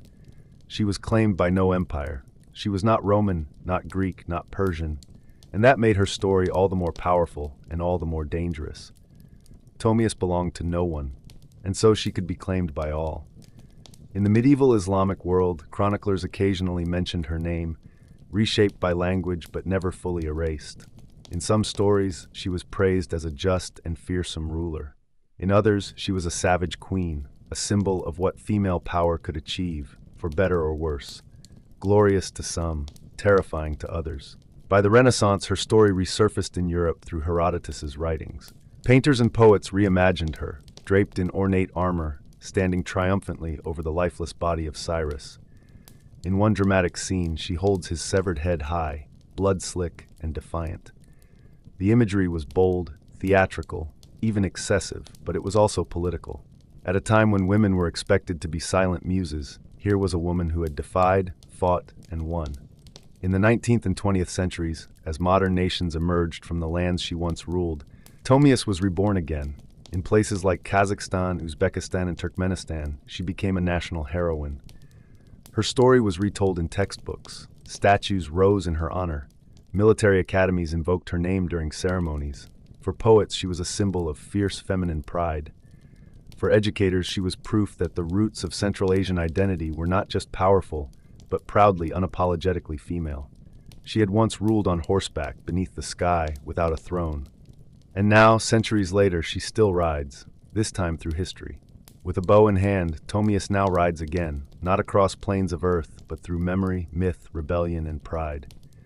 In a world that still struggles with powerful women, she remains a challenge. She wasn't soft, saintly, or safe. She was sharp, fierce, and unflinching. When compassion was earned, she gave it. When justice demanded blood, she delivered it without hesitation. Her resistance was not symbolic, it was lived. The blood of empire on her hands wasn't a burden. It was the crown she wore without regret. History usually favors the builders of palaces, the carvers of marble, the kings who etched their names into law. Tomius did none of that. She built no monuments. She left behind no golden seal, no archive to decode. Yet her name endures, not because she ruled for decades, but because she refused to be erased. She stands as a contradiction to the traditional tale of women in history. Not a helper, not a wife in the background, but a force of fate. Tomius didn't wait to be recognized. She took recognition with a sword. She didn't walk behind a king. She rode against one and won. Today, her story is taught from the steppes of Central Asia to classrooms in Europe. Not just because she killed Cyrus the Great, but because she dared to say no. Because she defended something deeper than borders. She defended freedom. A freedom that lived in movement, in wild horses, in star-watched skies. A freedom that could not be charted by empire. Now, her statues rise in the capitals of Kazakhstan. Her face appears in school books, her name invoked as that of a founding figure. To modern Central Asians, she's more than a queen. She's a mother of nations, a living link to a time before Islam, before Soviet rule, before the idea that power had to come from a man. She is memory forged in pride and rebellion, a reminder that their heritage was never rooted in submission, but in the thundering charge of horses and the cry of resistance. In a world still fractured by power, divided by gender, and uncertain of how to remember, Tomius stands as a beacon, not because she slew a king, but because she taught us something even greater. Dignity is not granted, it is seized. Sometimes leadership looks like a grieving mother who refuses to let injustice walk away. Sometimes greatness isn't inherited, it's demanded with a blade and earned in the mud and fire of battle. We often wonder why some names last while others vanish. Tomius survives because she is unforgettable. Because in a time when women were expected to vanish behind veils and into tents, she rose up, sword in hand, rage in heart, and carved herself into the body of history. Empires crumble, statues fall, but legends ride. And somewhere, in the whispering winds of the steppe, a queen still gallops, unbroken, undefeated, and utterly unforgettable. Beekeeping was a serious and strategic endeavor, woven into their economy, religion, and statecraft. Nestled in the rugged highlands of Anatolia, the Hittites recognized the value of honey and beeswax not just as commodities, but as essential parts of their way of life. Honeycombs were harvested with care, and honey was collected not merely for its sweetness, but for its broad usefulness across nearly every aspect of society. In ancient Egypt, for instance, honey had long been treated as a divine gift. Its uses went far beyond food. It was medicine, it was used in mummification rituals, and it played a central role in religious ceremonies. Egyptians believed honey was born from the tears of Ra, the sun god, as they fell to earth. This wasn't just myth, it informed the way bees were treated, as sacred beings, messengers between heaven and earth. Honey in Egypt was an offering to the gods, a healing agent in over 500 recorded remedies, and a form of currency. Papyrus scrolls list honey combined with herbs, wine, or milk to treat wounds, infections, and digestive issues. Even without understanding microbiology, the Egyptians clearly recognized its antibacterial power. Beeswax, too, had its place in everything from embalming and cosmetics to writing tablets. The hive symbolized more than just productivity. It stood for healing, balance, and cosmic order. While Egypt gave beeping spiritual meaning and ceremonial elegance, ancient Mesopotamia gave it rules. In the cradle of civilization, where writing, cities, and law first emerged, honey was a valuable resource, and its management was a matter of legal concern. Although we don't see grand tomb art dedicated to beekeeping, we do find traces in cuneiform tablets and legal codes. Honey appears in texts as early as the Sumerian period and becomes more explicit in Akkadian and Babylonian sources, including references to nins, meaning apiaries or bee gardens, usually located near temples or royal estates. Beekeeping in Mesopotamia wasn't just practical, it was protected. The Code of Hammurabi, one of the world's earliest legal systems, included laws about bees. If your bees swarmed and damaged someone else's crops, you were liable. If someone stole honey, they had to pay restitution, sometimes in silver, sometimes in full jars. This tells us that honey wasn't just sweet, it was valuable enough to litigate. Bees were also tied to spirituality. Some texts associate them with Ninut, a god of agriculture and war. Beeswax was used in rituals to seal documents and to craft magical figurines. It lived at the intersection of the bureaucratic and the mystical. Though we lack physical examples of Mesopotamian hives, scholars suggest they likely used mud brick or woven basket designs, protected in shaded areas or on rooftops to shield them from intense heat. In Mesopotamia, the hive wasn't a holy object like it was in Egypt. It was a symbol of order, fairness, and the state's role in regulating life. Every bee had its place, and every drop of honey had its value. Here, the hive mirrored civilization itself. Back in Anatolia, the Hittites were developing their own structured form of beekeeping. Long before Greek science and philosophy rose to prominence, the Hittites had recognized the power of bees not just to nourish, but to stabilize. They weren't harvesting honey as a hobby. They were integrating it into their legal codes, religious offerings, and economic systems. Beekeeping was deliberate, disciplined, and sacred in its own way, another quiet cornerstone of ancient ingenuity. Believed bees were more than just insects. They were sacred agents of purity, mediators between the earthly and divine. In Hittite culture, bees weren't simply appreciated for their honey or wax. They were revered as spiritual collaborators. Unlike the more economic or agricultural emphasis in Egypt and Mesopotamia, the Hittites took a deeply ritualistic approach to beekeeping, embedding it within their religious life. Texts from the 14th and 13th centuries BCE describe bees as participants in purification rites. One particularly striking ritual describes a moment in which a bee is invoked to go and remove the evil, the impurity, and the wrath of the gods. After completing this sacred duty, the bee is released, not killed, a rare mercy in ancient religious rites and a powerful indication of reverence. Honey for the Hittites was sacred. It was used in libations, sacrificial offerings, and anointing rituals, often mixed with wine, grain, or milk. It wasn't just eaten, it was offered, burned, poured, and blessed. Honey became a vessel through which human intentions were delivered to the divine.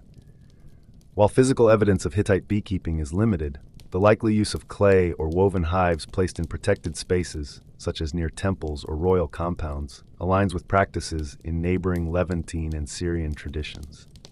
These hives were probably tube-shaped, stackable, and portable, similar to those used in Egypt. Beekeeping in the Hittite world was likely state-controlled and tied closely to temple rituals and seasonal festivals. Honey wasn't a product. It was a sacred tool of diplomacy, medicine, and divine communication. Bees themselves held immense symbolic weight. Despite their small size, they were seen as powerful spiritual actors. Some Hittite texts even describe observations of bee migration and the connection between flowering cycles and honey production, a remarkable early recognition of ecological patterns. In Anatolia, the hive wasn't just a source of sweetness. Its hum was a sacred frequency, resonating through the bones of gods and kings. Later, in the classical world of ancient Greece, bees took on even more philosophical and scientific importance. The Greeks didn't merely keep bees. They admired them, feared them, and in many ways tried to emulate them. To Greek thinkers, the hive represented more than food production. It was a metaphor for the ideal society, organized, harmonious, and mysteriously divine. Greek beekeepers advanced apiculture significantly. Departing from stationary clay hives, they developed movable terracotta hives with removable lids and compartments. These designs allowed for harvesting without destroying the hive, an early move toward sustainable beekeeping. They also refined the use of smoke in hive management, using clay bellows and ceramic smokers to calm the bees during honey collection. This technique reduced stings and allowed for multiple harvests within a single season. Among the most influential Greek thinkers, Aristotle offered a deep observational study of bees in his Historia Animalium. He noted the hive's structured society. Some bees gathered nectar, others guarded the entrance, and one, whom he referred to as the king bee, seemed to lead. Though he misidentified the queen's gender, Aristotle's analysis laid the foundation for centuries of entomological research. His work was less myth and more method, blending philosophy with early science. In Greek culture, honey held a revered place. It wasn't just a sweetener for wine or cakes. It was a preservative, a medicine, and a symbol of divine generosity. Honey was used to dress wounds, soothe inflammation, and even as an offering in religious ceremonies. To the Greeks, it wasn't just something made by bees. It was a gift from the gods. Where the Hittites heard the voice of the divine in the buzz of the hive, and the Mesopotamians codified its value into law, the Greeks saw the bee as both muse and model, an emblem of order, resilience, and sacred industry. Across these ancient cultures, bees were never just bees. They were symbols of the balance between nature, civilization, and the sacred. The Greeks believed that ambrosia, the food of the gods, was made of honey and wine. Bees were not just insects in their mythology. They were sacred creatures tied to the divine. Associated with Artemis, goddess of wild things, and Demeter, goddess of the harvest, bees carried deep symbolic weight. Priestesses of Artemis were even called Melissa, the Greek word for bee, reinforcing the connection between the bee and sacred femininity. For the Greeks, the hive was more than a marvel of natural engineering. It was a spiritual emblem. It symbolized discipline, harmony, and purposeful movement. Studying bees, they believed, was a way of uncovering the laws of nature and possibly even the will of the gods. Every bee, every task, every movement was part of a sacred rhythm. In the tiniest of creatures, the Greeks saw echoes of divine order. While the Greeks revered bees with philosophical wonder, the Romans turned admiration into infrastructure. Beekeeping in the Roman Empire was no cottage industry. It was scaled up to meet the demands of an empire stretching from the forests of Gaul to the plains of North Africa.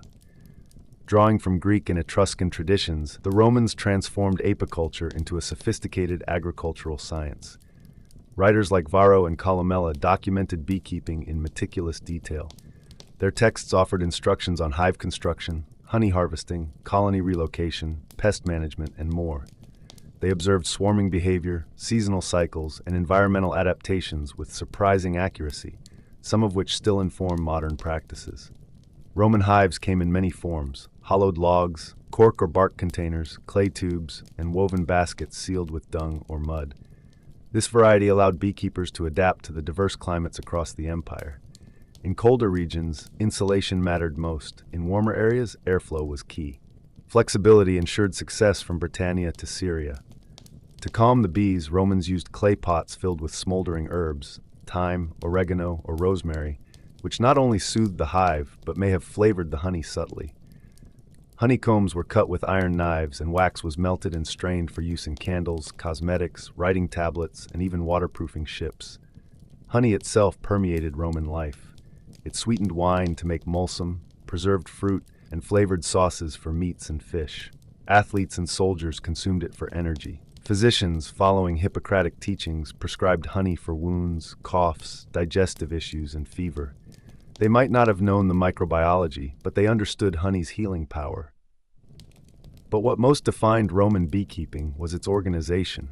Large agricultural estates often had dedicated apiaries, managed by overseers and worked by enslaved laborers. Production was tracked in ledgers, and surplus honey was sold in markets or exported. To Roman minds, bees weren't just insects. They were models of an efficient, orderly economy. A hive mirrored a Roman villa, structured, productive, and governed.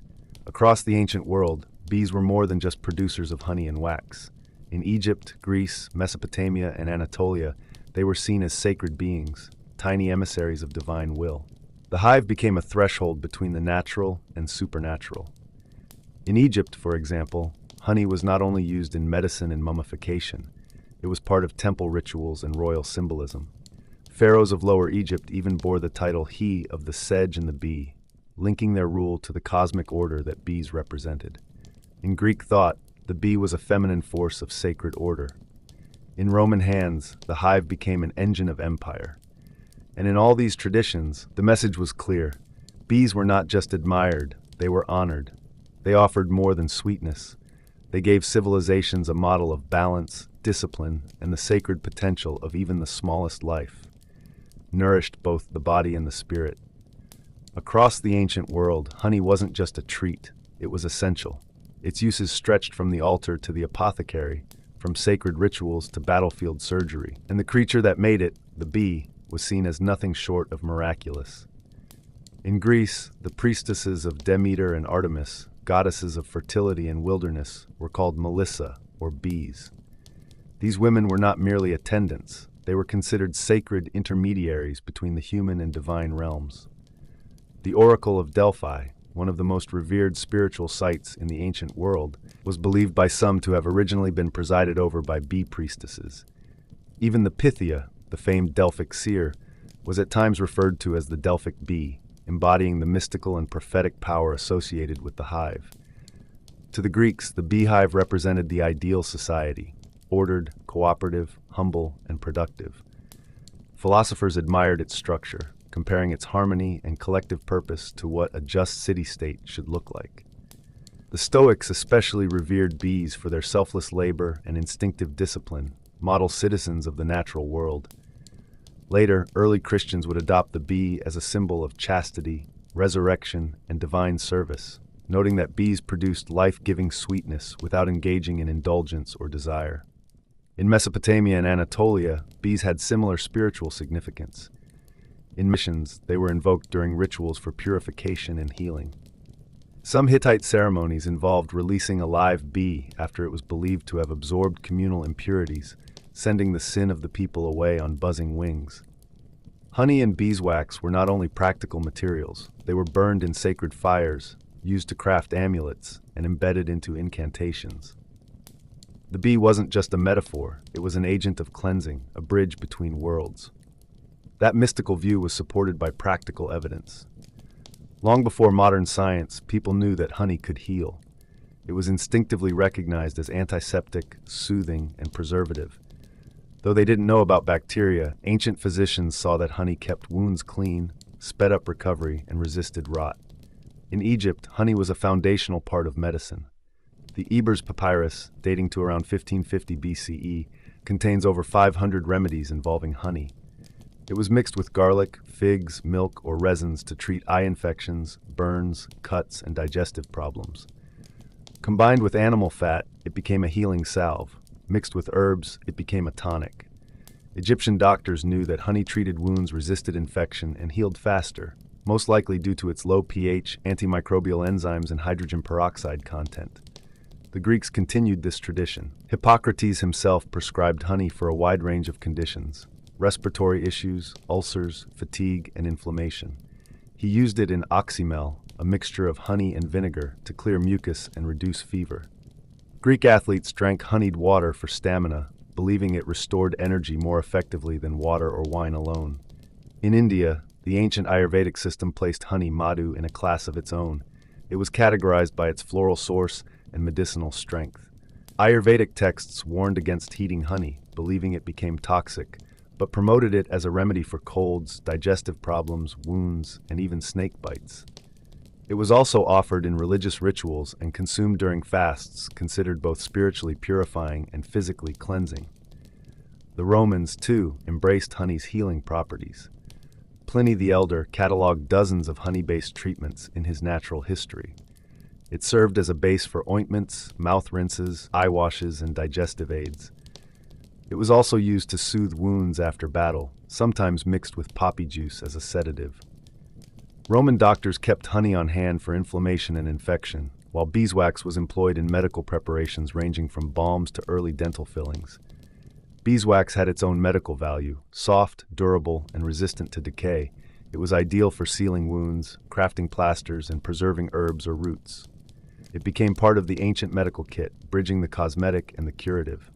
In short, honey in the ancient world wasn't just sweet, it was sacred, scientific, and life-saving. It healed the living, honored the dead, nourished the body, and soothed the soul. And behind it all was the bee. Humble, tireless, and revered, nature's alchemist, spinning gold from flowers, medicine from nectar, and meaning from silence. Symbolized purity and preservation, a divine material crafted by nature's most disciplined workers.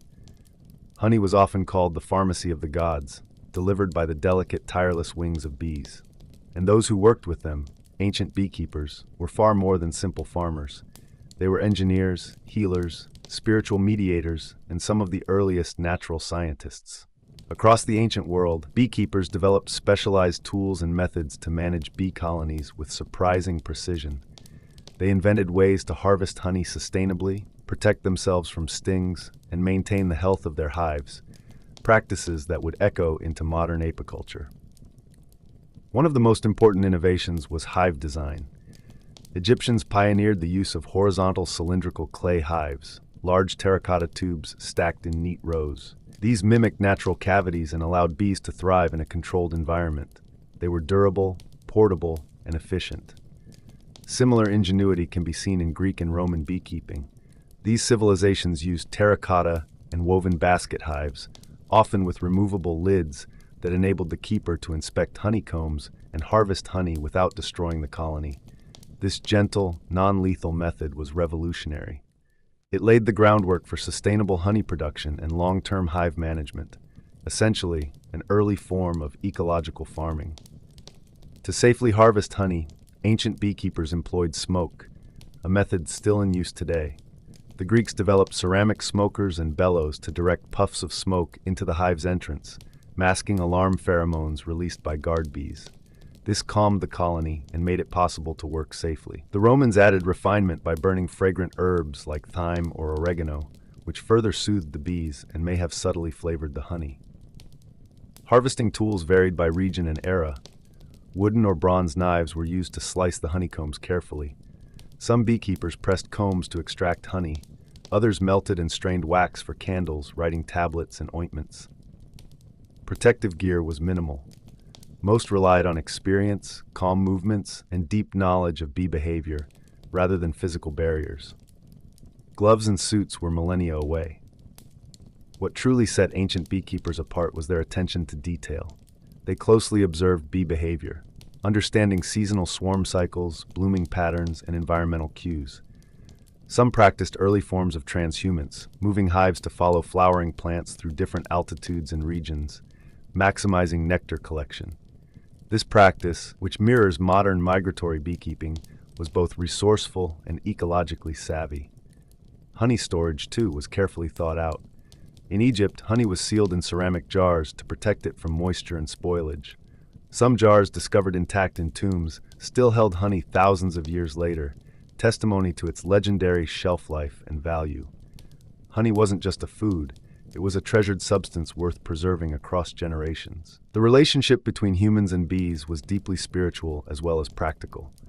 In many cultures, rituals were performed to ensure the bees' goodwill or to honor their divine connection. Beekeepers sometimes treated their hives as sacred objects, invoking deities, spirits, or natural forces for guidance and cooperation. Spiritual care was seen as essential to a thriving hive, just as much as physical tools or techniques. Ultimately, ancient beekeeping was a harmonious blend of craftsmanship, natural observation, and reverence. It touched nearly every aspect of life: medicine, religion, agriculture, trade, and ecology. The The tools and insights developed by these early keepers didn't just solve practical problems, they shaped a philosophy of working with nature rather than against it. From the Nile Valley to the highlands of Anatolia, from the temples of Greece to the villas of Rome, ancient beekeepers cultivated a delicate balance between humans and the natural world. Their innovations in hive design, seasonal hive migration, and smoke control made sustainable honey harvesting possible in vastly different climates and conditions. They showed respect for the bee's life cycle, an understanding that helped foster a lasting model of ecological partnership. Their knowledge of honey's healing properties informed the earliest pharmacopoeias in Egypt, India, and Rome, an influence still seen today in traditional medicine practices worldwide. Honey's antibacterial and preservative qualities became central to ancient wound care and natural remedies. Beeswax, equally valued, was used in everything from medical salves to sealants, from cosmetics to writing tools. The hive in all its parts was a microcosm of usefulness. Every cell crafted by bees, every drop of honey a symbol of life, healing, and the sacred intersection of nature and civilization. Bees and honey not only influenced ancient medicine, agriculture, and religion, they also shaped early technologies in cosmetics, art, and even construction. The wax from beehives was used to seal containers, polish surfaces, mold figurines, and bind pigments. It served as a key material in painting techniques like encaustic art, where pigments were mixed with hot wax and applied to stone or wood, creating vibrant, enduring images. Beeswax was also essential in lost wax casting, a method that allowed artisans to create intricate metalwork and sculpture. Beyond practical uses, the symbolic and spiritual significance of bees and honey has echoed through the centuries. Ancient cultures saw bees as divine messengers, bridging the natural and spiritual realms. That reverence still lingers. In some parts of the world, rituals involving bees and honey are still practiced today, offerings made to gods or ancestors, or ceremonies celebrating fertility, protection, and abundance. The hive, long viewed as a model of harmony and industry, continues to appear in religious and philosophical thought. In Christian imagery, bees have symbolized resurrection and purity. In literature and folklore, they appear as sacred creatures, often tied to themes of rebirth, order, and the soul's journey.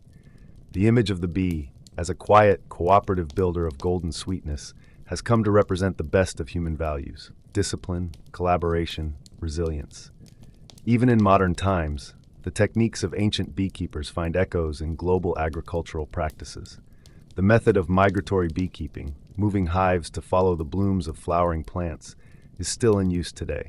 It is crucial to commercial farming, ensuring crop pollination on a massive scale and supporting the production of fruits, vegetables, nuts, and seeds. What began as an intuitive strategy by early keepers has evolved into an essential part of global food security. Yet despite the advances in technology and scale, the fundamental relationship between humans and bees has not changed. We still rely on them for nourishment, healing, and ecological stability. In return, bees have shaped our understanding of nature, inspired our myths, and guided our hands in both science and art. The legacy of ancient beekeeping is, at its core, a story of ingenuity, respect, and connection. It reveals how closely ancient people observed and adapted to the world around them. It shows how a small, tireless creature could shape not just ecosystems, but economies, worldviews, and sacred practices. And it reminds us, especially today, that the survival of something so small can have monumental consequences. The hive is more than a structure, it's a symbol, a lesson in cooperation, sustainability, and balance, a testament to how the tiniest lives can stir the deepest truths.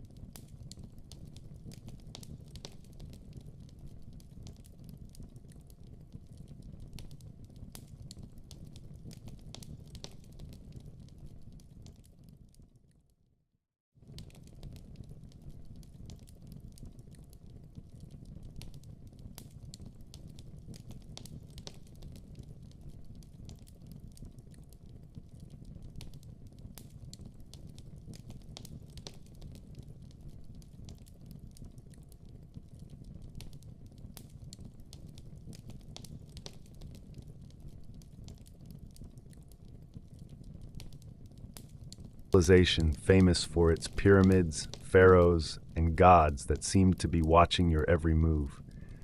But beyond the golden masks and grand temples, the reality was often much harsher than it appears. Have you ever wondered what it would be like to spend just one day in ancient Egypt? Let me tell you, it's not just the sun that could leave you feeling like you've been roasted alive. Before we dive deeper, if you find this journey intriguing, I encourage you to like the video and subscribe, only if you truly enjoy what I share here. I also love seeing where everyone is tuning in from, so feel free to drop a comment with your location and the time where you are. It's always exciting to connect with people from all over the globe. Now, let's set the mood. Dim the lights and maybe turn on a fan to create a gentle background hum. Together, let's ease into the wonders and challenges of ancient Egypt, a land of pyramids, gods, and intense heat. As dawn breaks, the sun floods into your reed hut like it's determined to prove it could be the harshest sky god. There are no curtains or shades, and certainly no air conditioning to offer any relief. Just the relentless heat of the desert that feels like it's baking everything in sight, including you, by the time breakfast rolls around.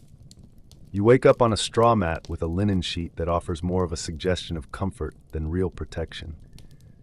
Remember those cool breezes promised in travel documentaries? They're long gone, likely vanished around 2800 BC. By the time you step outside, the temperature is already climbing toward 90 degrees F, about 32 degrees S, and it's still morning. Here, the sun isn't just shining, it's actively assaulting your linen tunic, making it feel like you're in a sauna wrapped in tissue paper. And don't even think about sunscreen. There's no aloe vera, SPF 50, or even a floppy hat to save you. Sure, ancient Egyptians used protective oils, but if you're not wealthy or serving in a temple, you won't have access to any of those luxuries. Your best bet? Smearing mud or crocodile dung on your skin, which might just keep you from catching fire. Emphasis on might.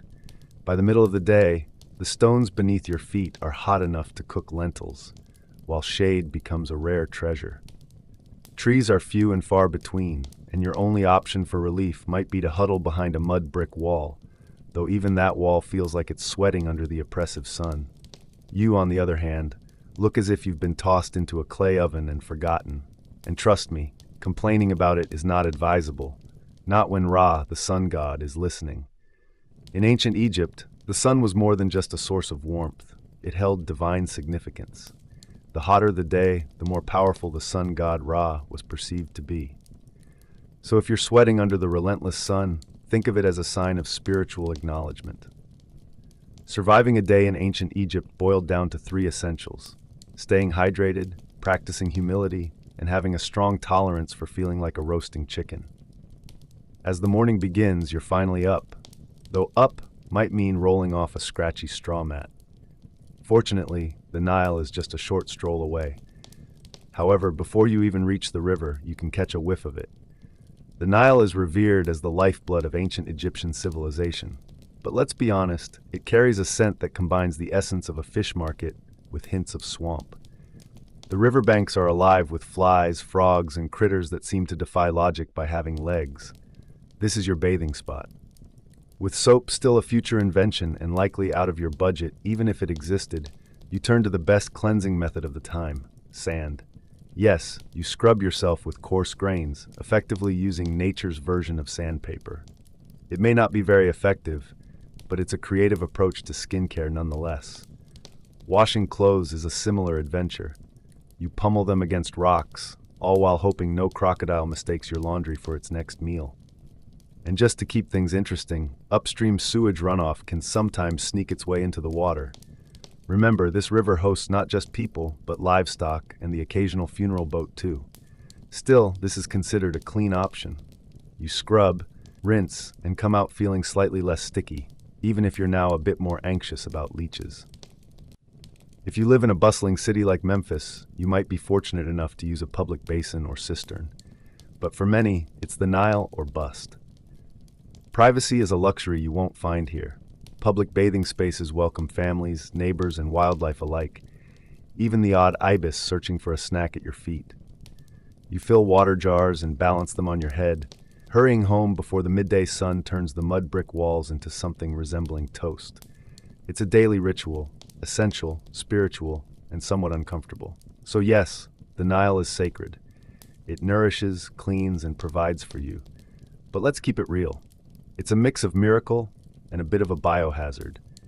By now, you've navigated the crocodile-infested Nile and scrubbed yourself clean, though your body still feels a bit like a baked fig. It's time for breakfast, the most crucial yet least glamorous meal of your day in ancient Egypt. Let's be clear, you won't find eggs Benedict, fresh fruit bowls, or iced lattes on the menu. Instead, breakfast resembles a tactical refueling operation. You'll likely find yourself sitting on a low stool or just squatting in the corner, like everyone else. The main feature of your meal? Bread. Lots of it. This dense, coarse staple can be as tough to chew as a leather sandal. It's made from emmer wheat or barley, often baked in clay ovens that may or may not have shared space with local rodents. And don't be surprised if your slice has a bit of sand mixed in. It's an uninvited ingredient from the grinding process, a little extra dose of minerals, if you will.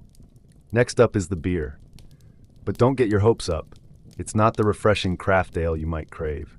Instead, it's a thick, cloudy, lukewarm concoction that resembles liquid bread more than anything else.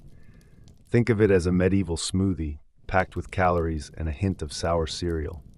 Surprisingly, even children drink it, not out of rebellion, but because it's safer than water. The brewing process at least eliminates the parasites that lurk in the Nile. If you're fortunate, very fortunate, you might score an onion or a few dried dates alongside your grainy beverage.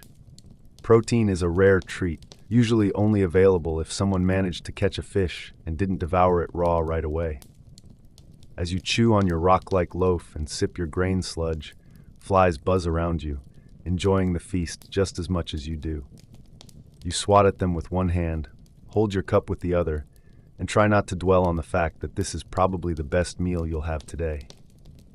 Breakfast in ancient Egypt is not about flavor, it's about function. It provides just enough fuel to carry you through until the next time someone hands you another sand-infused brick of bread. Congratulations, you've had your gritty bread and chunky beer, and you're just about functional. Now, it's time to get to work. Trust me, the labor in ancient Egypt will make your modern burnout feel like a day at the spa. Unless you're a scribe, a priest, or royalty, which let's be honest, you're not, you'll be using pure muscle and stamina. Forget about air conditioning. That's a luxury far from your daily reality. Imagine a life where your day doesn't start with coffee breaks or comfortable office chairs. Instead, you're up at dawn, standing ankle-deep in muddy fields, pulling weeds or planting barley, while an overseer keeps a watchful eye on you. This is the reality for a farmer in ancient Egypt. You work with simple wooden plows, crude sickles, and the strength of your bare hands. If your back is aching, that's a good sign. It means you're putting in the effort. Now, if you're a laborer, the work becomes even more intense. Picture hauling massive stones to build temples under the scorching sun, barefoot on gravel ramps that feel like they were made from both dirt and prayers. There's no sea to soften your fall. A trip could mean a broken ankle and a shrug from your foreman, who has more pressing issues. Then consider construction on tombs. This is not just a job, it's a relentless grind. You are chiseling limestone to create burial chambers for those who will find eternal rest long before you will. If you make a mistake while working on a pharaoh's tomb, let's just say you might find yourself sealed in a chamber of your own with a rather unpleasant curse. Women aren't exempt from the hard labor either. Domestic duties are also physically demanding. Women grind grain, haul water, weave linen, care for children, and contribute to field work. The only break they get is when a baby sleeps for a quick 7 minutes. And even then, they're prepping dinner, eating on the move, and wiping sweat from their faces. Slowing down can mean falling behind, which risks losing their grain quota and facing blame. There's no clock to mark your hours. The sun dictates your schedule. When the day finally winds down, you trudge home, exhausted, dusty, and dreaming of comfortable sandals while wishing for a break from the relentless sun. Working in ancient Egypt isn't just tough, it's a daily struggle for survival, a full commitment that continues until your body can't keep up, or an overseer decides you're not worth the effort anymore. After all that hard work, it's easy to feel frustrated. Maybe you want to complain just a bit, something like, "This job is terrible, Or, why am I putting myself through this? But hold that thought. In ancient Egypt, venting isn't just discouraged, it can be considered treason. Why is that? Because your overseer isn't just your boss. He's a god in human form. The pharaoh, representing Horus and chosen by the heavens, is responsible for maintaining Ma'at, the divine order of the universe. So if the Nile floods and disrupts life, that's the ruler whose reputation is on the line. The pharaoh holds a unique position in society. If you find yourself questioning his authority, it's not just seen as disrespectful, it can be considered blasphemy. Speaking poorly of him can lead to serious consequences. Think along the lines of punishment or perhaps an early journey to the underworld, and that's without any of your beloved burial items. His image is everywhere, in statues, on temple walls, on coins, and even in the molds for bread. His name resonates in rituals and celebrations, and his likeness is prominently displayed in murals. This isn't just for decoration, it's a matter of law. For an everyday person, the closest you might get to seeing him would be watching a golden bark sail by during a religious festival. Blink, and it's gone. He returns to a palace you can't enter, accompanied by officials, guards, scribes, and enough wealth to support a small civilization, which, in a way, he does. If you happen to work on a royal project, be it a tomb, a temple, or a towering statue, you're meant to feel honored. Or at least, that's what the state wants you to believe. The truth is, pretending to take pride in chiseling stone for long hours is far safer than the alternative. Rebellion is not a viable option. Pharaohs have a way of quashing any uprisings before you can even say dynasty. Just take a moment to think about the last village that tried to withhold taxes. Oh wait, you can't. It no longer exists. So yes, the pharaoh is deemed divine, and you're positioned as someone fortunate enough to work in his name. Now, back to your tasks. If you think surviving the heat of the sun is tough, just wait until you realize how much sand is part of daily life in ancient Egypt. It feels like a constant presence. Your roommate, coworker, seasoning, and rival. It's everywhere, in your clothes, your bed, and even your food. There's no escape. Whether you're working, praying, or simply trying to shop at the market, a gust of hot wind can turn your face into an unintended exfoliation treatment.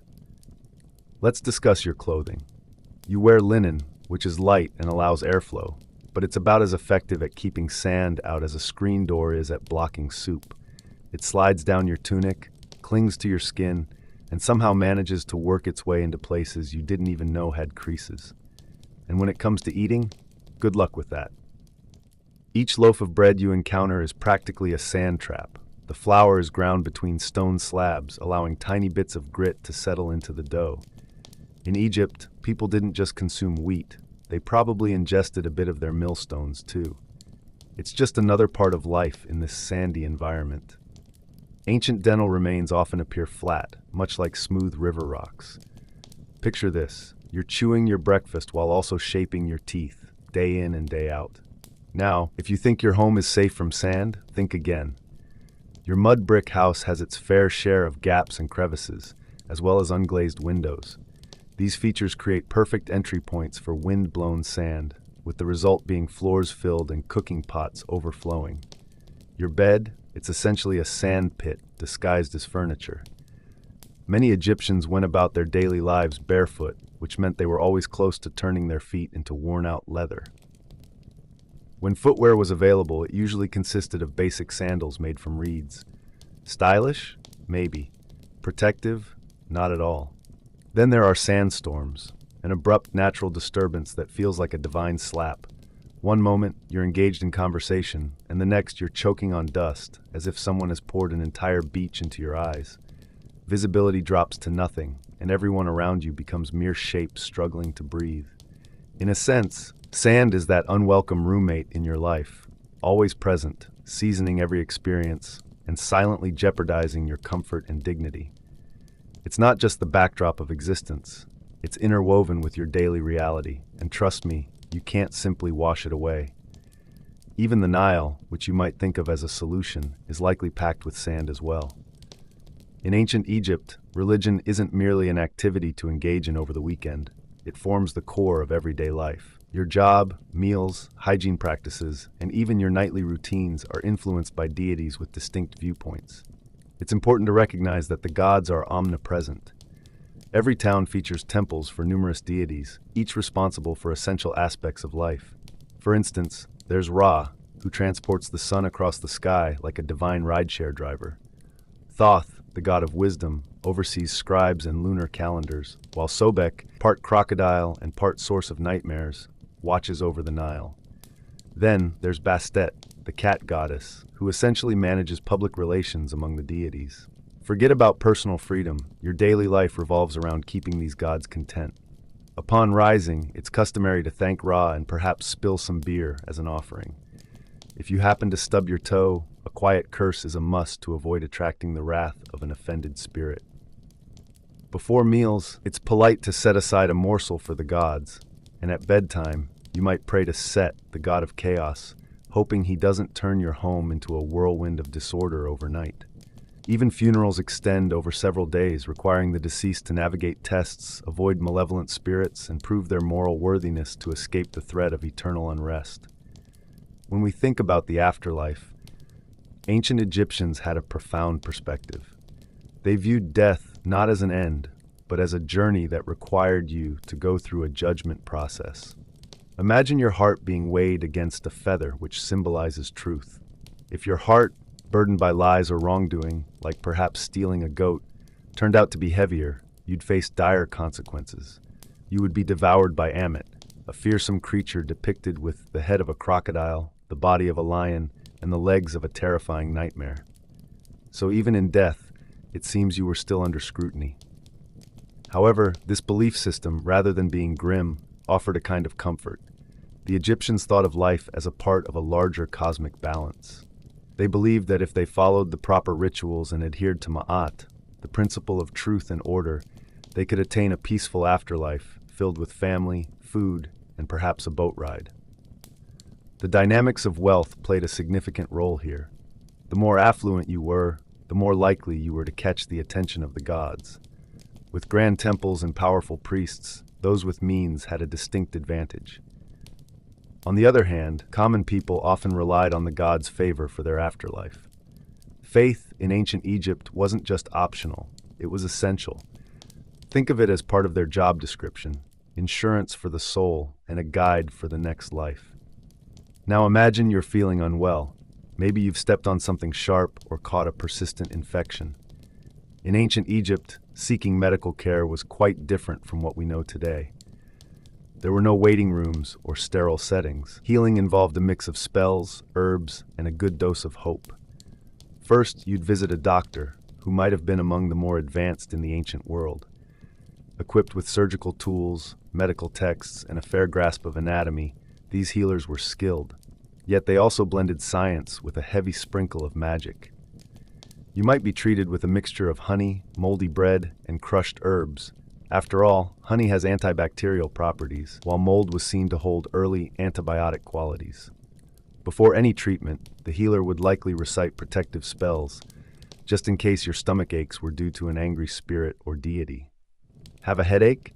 You might get a dose of crushed onions rubbed into your scalp while someone quietly recites hymns. Eye infections were treated with a paste made of lizard blood, ochre, and beer, all accompanied by prayers to Horus. Surgery? Yes, that did happen occasionally, showing the practical yet mystical approach to medicine in that time. Abscesses were drained, bones were set, and wounds were stitched with linen thread. There was no anesthesia. All that was available was a sharp knife and a friend to hold your shoulders while you screamed into a mud brick pillow. Dentistry wasn't exactly advanced either. Think about all that sand you might find in your bread. By your 20s, your teeth are already worn down.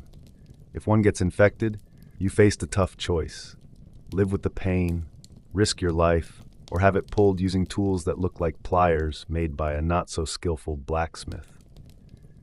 And then there were amulets. Whether you were giving birth, getting stitched up, or even sneezing too loud, a good doctor or priest would likely hang a charm around your neck. After all, who knows if the real problem was an unseen serpent spirit wrapped around your spleen? Certainly, Egyptian medicine had its highlights, but you better have faith in the gods, because your band-aid was often just a prayer.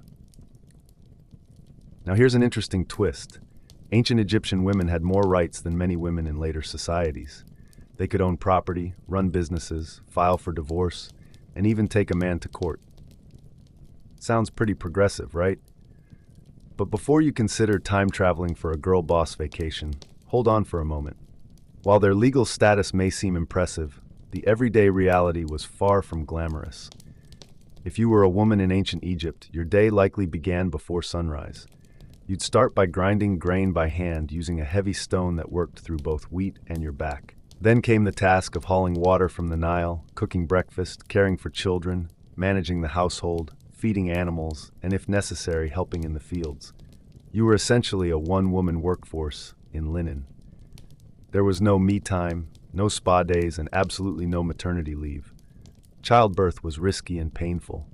Midwives were there for assistance, but there were no epidurals or disinfectants, and certainly no playlists to help you relax. You gave birth in a hot room filled with incense and prayers, hoping for minimal bleeding. Now, let's talk about fashion. Linen dresses were light and breathable, but there were no undergarments or shoes. The sun blazed down, the sand got everywhere, and the bugs saw you as their next meal. Makeup? Sure, Egyptian women wore cosmetics, but they were lead-based and applied with sticks that looked alarmingly like toothpicks. If you were fortunate enough to be born into a wealthy family, life might have looked a bit different, but the basic struggles remained. In ancient Egypt, life varied greatly depending on your status. If you were born into royalty, opportunities abounded. You might read, write, manage estates, or even ascend to the throne like Hatshepsut or Cleopatra, rulers known for their intelligence and striking makeup.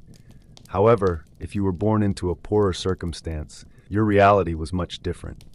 You worked hard, doing physical labor to survive, carrying, giving birth, and praying daily. While you may not have been legally bound, survival felt like a heavy chain. Yet it's important to note that Egyptian women had a degree of agency that was significant for the time. They could advocate for themselves in court, maintain control over their inheritance, and did not lose their identity upon marriage. In comparison to many other ancient cultures, this was a remarkable level of freedom. However, the comforts of rights were not always enjoyed by the woman on her feet all day, kneading dough and keeping watch over her children. Imagine finishing another taxing day in ancient Egypt. You managed to eat your coarse bread, carry water, and navigate the challenges of the day, perhaps even avoiding a sandstorm. You might think it's time to relax, but that notion would be misleading. The real tests awaited beyond death. In Egyptian beliefs, dying marked not an end, but the start of a complex and bureaucratic journey through the afterlife. Your first stop would be the Hall of Ma'at, where your soul would face a tribunal of 42 deities. Here, you would declare your innocence in what could be considered one of the earliest legal proceedings. You might find yourself stating, "I did not steal, I did not lie, I did not covet my neighbor's possessions," all while hoping the gods would accept your claims. The next step was the heart test, literally. Your heart, believed to be home to your soul, would be weighed against the feather of Ma'at, symbolizing truth and balance. If your heart weighed more, it indicated a life full of misdeeds. This was where you would encounter Amit, a fearsome creature, part lion, part crocodile, and part hippopotamus. Instead of imprisonment or punishment, she would devour your soul, leading to eternal non-existence, a dire fate in a culture that valued the afterlife. What's more, a single misstep in your testimony could lead to a similar grim outcome. A careless word or a forgotten detail during your judgment could seal your fate, leading to spiritual oblivion. It felt like taking a high-stakes open book test where failure meant being consumed, literally, by a mythological creature. However, if you successfully passed these trials, congratulations. You're stepping into the field of reeds, a serene and idealized version of Egypt where your soul can rest forever among boats, crops, and family, perhaps with fewer sand fleas to worry about. But don't be mistaken, the stakes are high, which is why the ancient Egyptians dedicated so much effort to tomb preparations, funeral rites, and magical texts like the Book of the Dead. Think of it as a spiritual guide filled with prayers, spells, and handy tips, like advice on avoiding insults to the crocodile god. While the afterlife appears beautiful, it's crucial to lead your life with care. Just one slip-up, like a disrespectful word or an unpaid temple tax, could send you into the jaws of Amit. Sleep tight, right? Now let's talk about a small mercy in ancient Egypt: linen. This soft, breathable fabric makes up your entire wardrobe and that of everyone else around you. It keeps you cool in the sweltering heat. That's the good part. The downside? Comfort ends there. Whether you're a farmer, builder, priest, or vendor, your daily outfit is fairly uniform. Men don a short white kilt or loincloth, while women wear a simple, straight, sleeveless linen dress, sometimes held up by straps, sometimes not. Upper-class individuals might enjoy some decorative pleats or beads, but those who aren't as well off stick to plain white or a slightly grayish hue, depending on how long it's been since laundry day. And laundry? Picture scrubbing your clothes by the Nile while hoping a hippo doesn't pop up unexpectedly. Most people go barefoot, with sandals made from woven reeds or leather, saved for special occasions and temple priests.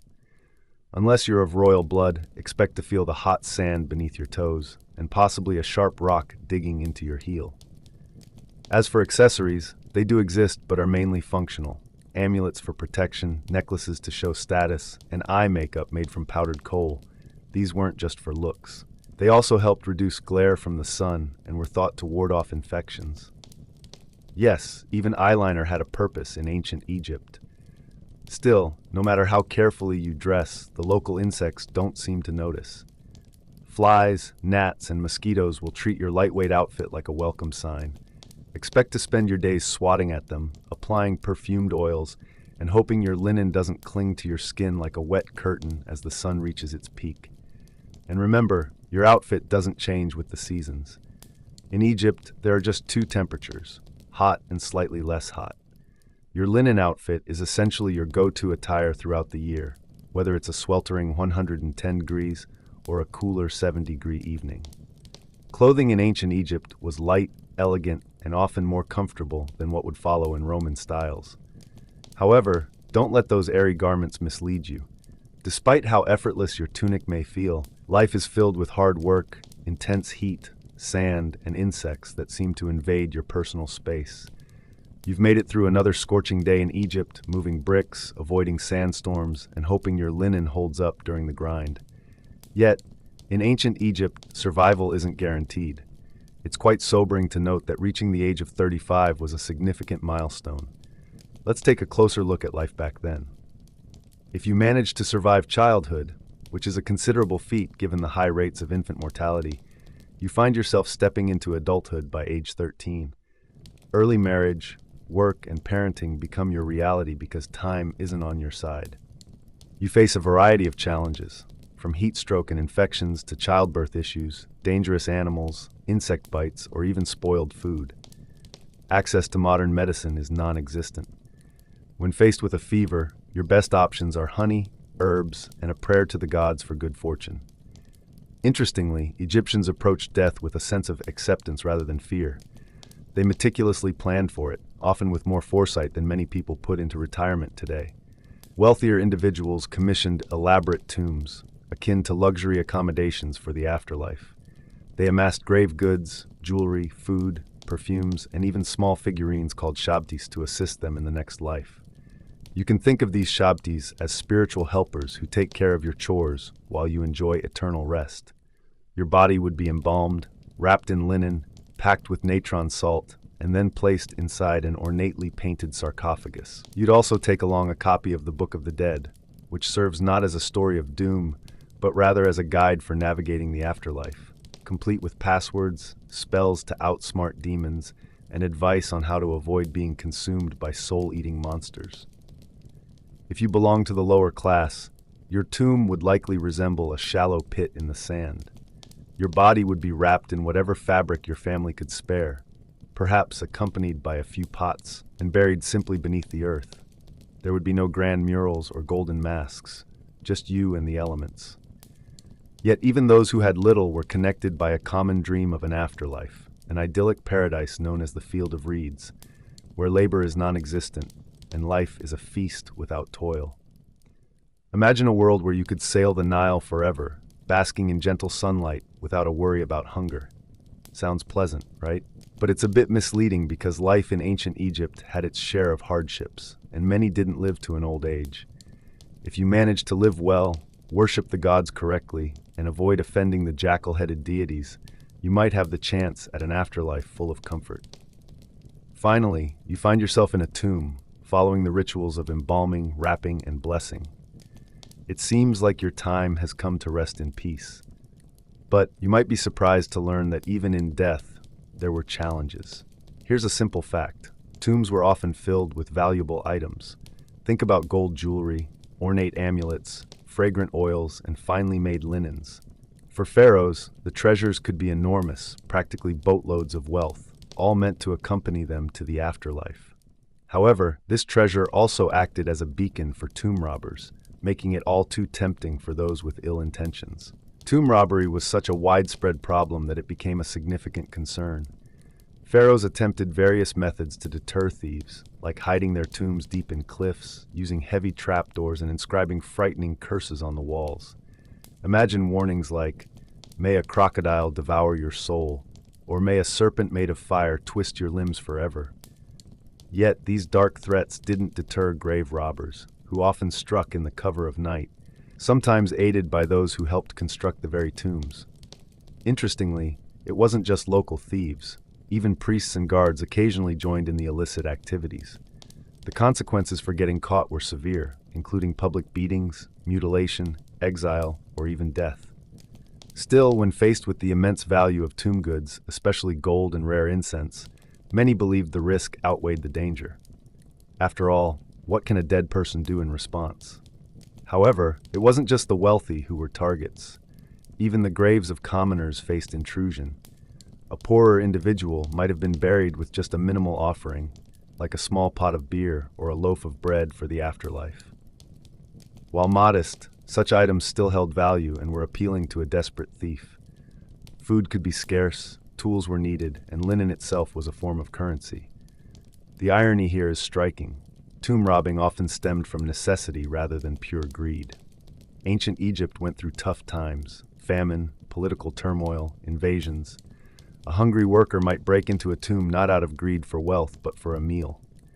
When your family is starving, those funeral offerings become not just historical artifacts, but potential dinner. So in ancient Egypt, being dead didn't guarantee your safety. Your tomb could be looted, your identity erased, and your wrapped body disturbed by someone facing desperate times. It was a harsh reminder that survival instincts often overshadow sacred beliefs, even in the afterlife. Imagine those stunning, mysterious carvings you might find on the walls of ancient temples and tombs. You've probably seen them: birds, snakes, lotus flowers, and even figures that appear to walk sideways, reminiscent of a fashion show. These are the ancient Egyptian hieroglyphs, a visual feast that also happens to be incredibly challenging to learn. At first glance, they seem like mere decorative art, but hieroglyphs were a sophisticated writing system with over 700 characters and continually expanding. Some symbols represent entire words, while others symbolize sounds or act as determinatives to clarify meaning. For instance, you'd think writing star using a star symbol would be straightforward, but that wasn't always the case.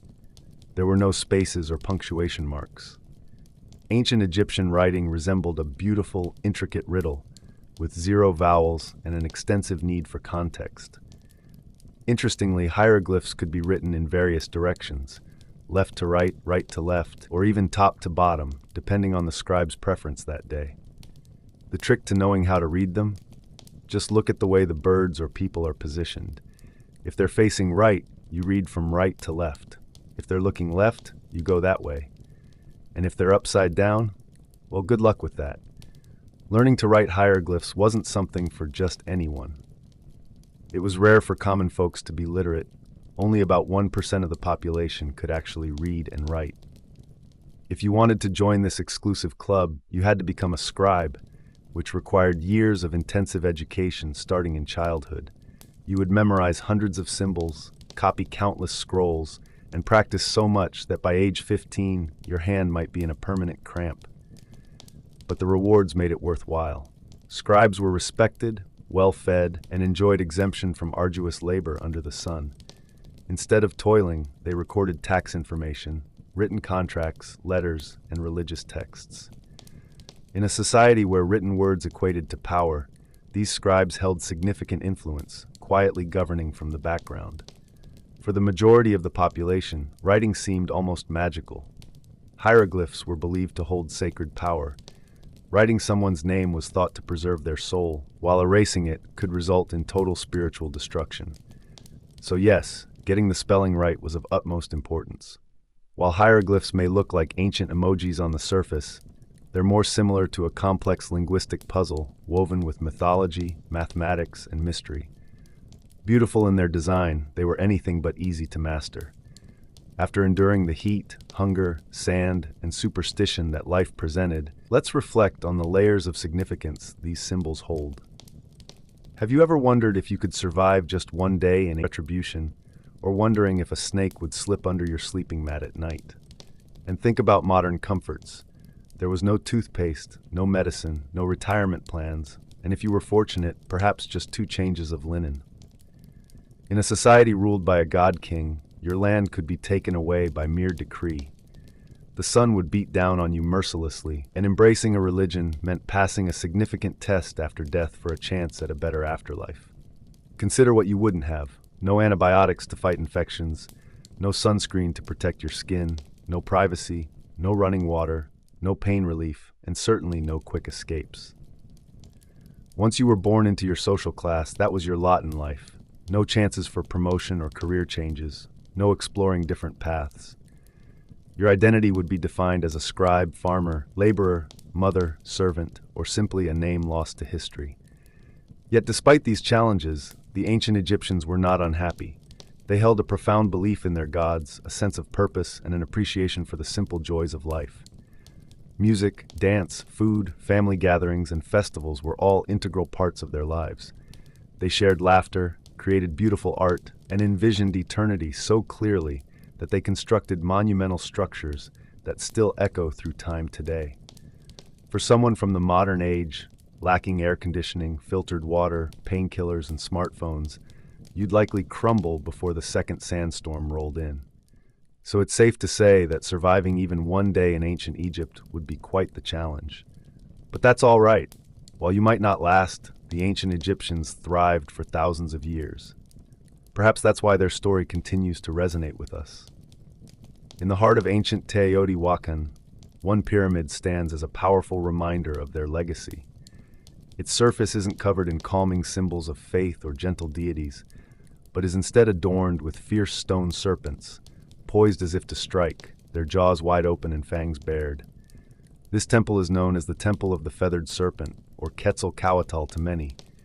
As you approach it, you immediately sense that it has a strikingly different vibe compared to most temples that typically reach skyward in reverence. This one feels more predatory. From the very first steps, there's an unsettling feeling that you are being observed. The stone serpent heads decorating the structure serve a purpose beyond mere aesthetics. They are warnings, symbols of divine wrath. What's unsettling is what has been uncovered beneath the temple. Recent archaeological excavations revealed something unexpected. Not just ceremonial offerings beneath its base, but human remains. Over 200 bodies, many of them decapitated with their hands bound behind their backs, were found, suggesting these victims were young men, possibly warriors who were buried in groups. It appears they were part of ritual sacrifices, arranged with a disturbing sense of order. Some were interred with obsidian knives at their sides, while others wore necklaces made of human teeth or jewelry crafted from jawbones. This was not a simple mass grave. These bodies were placed deliberately, and their positions held symbolic meaning. What kind of belief system could justify such actions? Who demanded these numerous lives be taken? The Temple of the Feathered Serpent was not merely a place of worship. It was a display of power. Rulers combined cosmology, warfare, and fear to maintain control over a vast city populated by more than 100,000 people. This ritual bloodletting might have been viewed as necessary to keep the cosmos balanced. As you stand before the temple today, looking up at those imposing stone serpents, you realize that you're not just observing art or architecture. You're peering into the heart of a civilization that believed the gods required blood and felt justified in providing it. But who were these people, capable of such violence, and why did they disappear without a trace? The answers lie in the shadows of Teotihuacan. Long before the mighty Aztec Empire and before the Maya etched their celestial calendar into stone, there existed a remarkable city in ancient America, Teotihuacan. Its name, given by the later Aztecs, translates to the place where gods were born. Walking along the Grand Avenue of the Dead, flanked by towering pyramids that seem to touch the sky, you begin to understand why it earned such a title. At its peak, around 100 to 250 CE, Teotihuacan was an expansive and thriving urban center. Teotihuacan was a bustling metropolis, home to over 100,000 people, making it one of the largest cities in the world at that time, comparable in size and influence to ancient powerhouses like Alexandria and Chang'an. It featured an impressive design with wide boulevards and well-maintained streets flanked by apartment complexes that accommodated extended families. The buildings were crafted from volcanic stone, showcasing the city's architectural prowess. Central to this vibrant community were three towering pyramids: the Pyramid of the Moon, the Pyramid of the Sun, and the Temple of the Feathered Serpent. What sets Teotihuacan apart is perhaps its greatest mystery. No one knows who built it. Despite extensive research, we still can't identify the name of the people behind this remarkable place, nor do we know what they called themselves. There are no written records left behind, no kings' names etched into stone, which is unusual for such an influential city. Instead, it seems that Teotihuacan was governed not by a single ruler, but possibly by a council or a theocratic structure, something that challenges our conventional understanding of ancient governance. Even without knowing much about its builders, the influence of Teotihuacan spread far and wide. Evidence of its power has been located hundreds of miles away, reaching as far as the Maya cities of Tikal and Copan, and even the distant Zapotec capital of Monte Alban. Artifacts like obsidian blades, distinctive ceramic styles, and vibrant murals indicate that Teotihuacan was involved in regional affairs. In fact, there are accounts suggesting that emissaries from Teotihuacan helped to dethrone a Maya king, installing a leader who aligned more closely with their interests. You may wonder how such a complex network was maintained without a known writing system. The answer could be rooted in the unique combination of cosmic beliefs and political strategy that defined this city. The temples of Teotihuacan served not just as places of worship, but also as instruments of influence. They were meticulously aligned with astronomical events, acting as venues for ritual sacrifices that reminded everyone, residents and visitors alike, that Teotihuacan was no ordinary city. It was viewed as the axis of the world, a sacred entity that harmonized time, fate, and energy. At the core of this cosmological framework was the Temple of the Feathered Serpent. To grasp the significance of the temple, one must first appreciate the deity it honored. Known later as Quetzalcoatl by the Aztecs and Kukulkan by the Maya, the feathered serpent stands out as one of Mesoamerica's most intriguing gods. Even in Teotihuacan's heyday, long before the Aztecs ascended, the feathered serpent was a central figure, possibly embodying the highest ideals of divinity within their belief system. Let's consider a fascinating idea. What does it mean to envision a deity as both a serpent and a bird? On one hand, serpents are creatures of the earth, often associated with the underworld. They shed their skin, symbolizing rebirth and duality, as well as the more somber themes of death. In contrast, birds take to the skies, representing freedom, divinity, and the life-giving breeze. When you think about combining these two animals, you create a powerful image of a being that embodies both life and death, chaos and order. This is the essence of the feathered serpent, a bridge between different realms. If you were to visit a temple dedicated to this deity, you'd notice intricate carvings throughout, depicting him in various forms. Some portray him with wide eyes and sharp teeth, adorned with feathered headdresses. Historians have varying opinions on these images. Some believe they represent the god himself, while others think they depict warriors or priests dressed in symbols of authority. Regardless, their presence is overwhelming, as if the temple itself were alive with divine energy. However, the feathered serpent's role wasn't limited to heavenly matters. His connection to sacrifice is quite significant. In many narratives, he demands blood as the essential energy that sustains the universe. Quetzalcoatl, even if remembered as a nurturing figure, had a darker side in Teotihuacan. He sought offerings that went beyond simple gifts of maize or incense. He required lives. In some tales, he ventured into the underworld to gather the bones of deceased humans, using them to create new life. This act implied a trade-off. The gods sacrificed for humanity, and in return, people were expected to give their lives for the gods.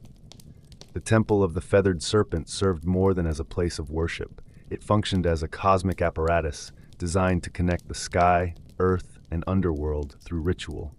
Every stone, every serpent head, and every buried offering played a role in this intricate system. The inhabitants of Teotihuacan didn't merely observe the feathered serpent. They lived out the complexities of his character, his paradox, his power, and even his reliance on blood.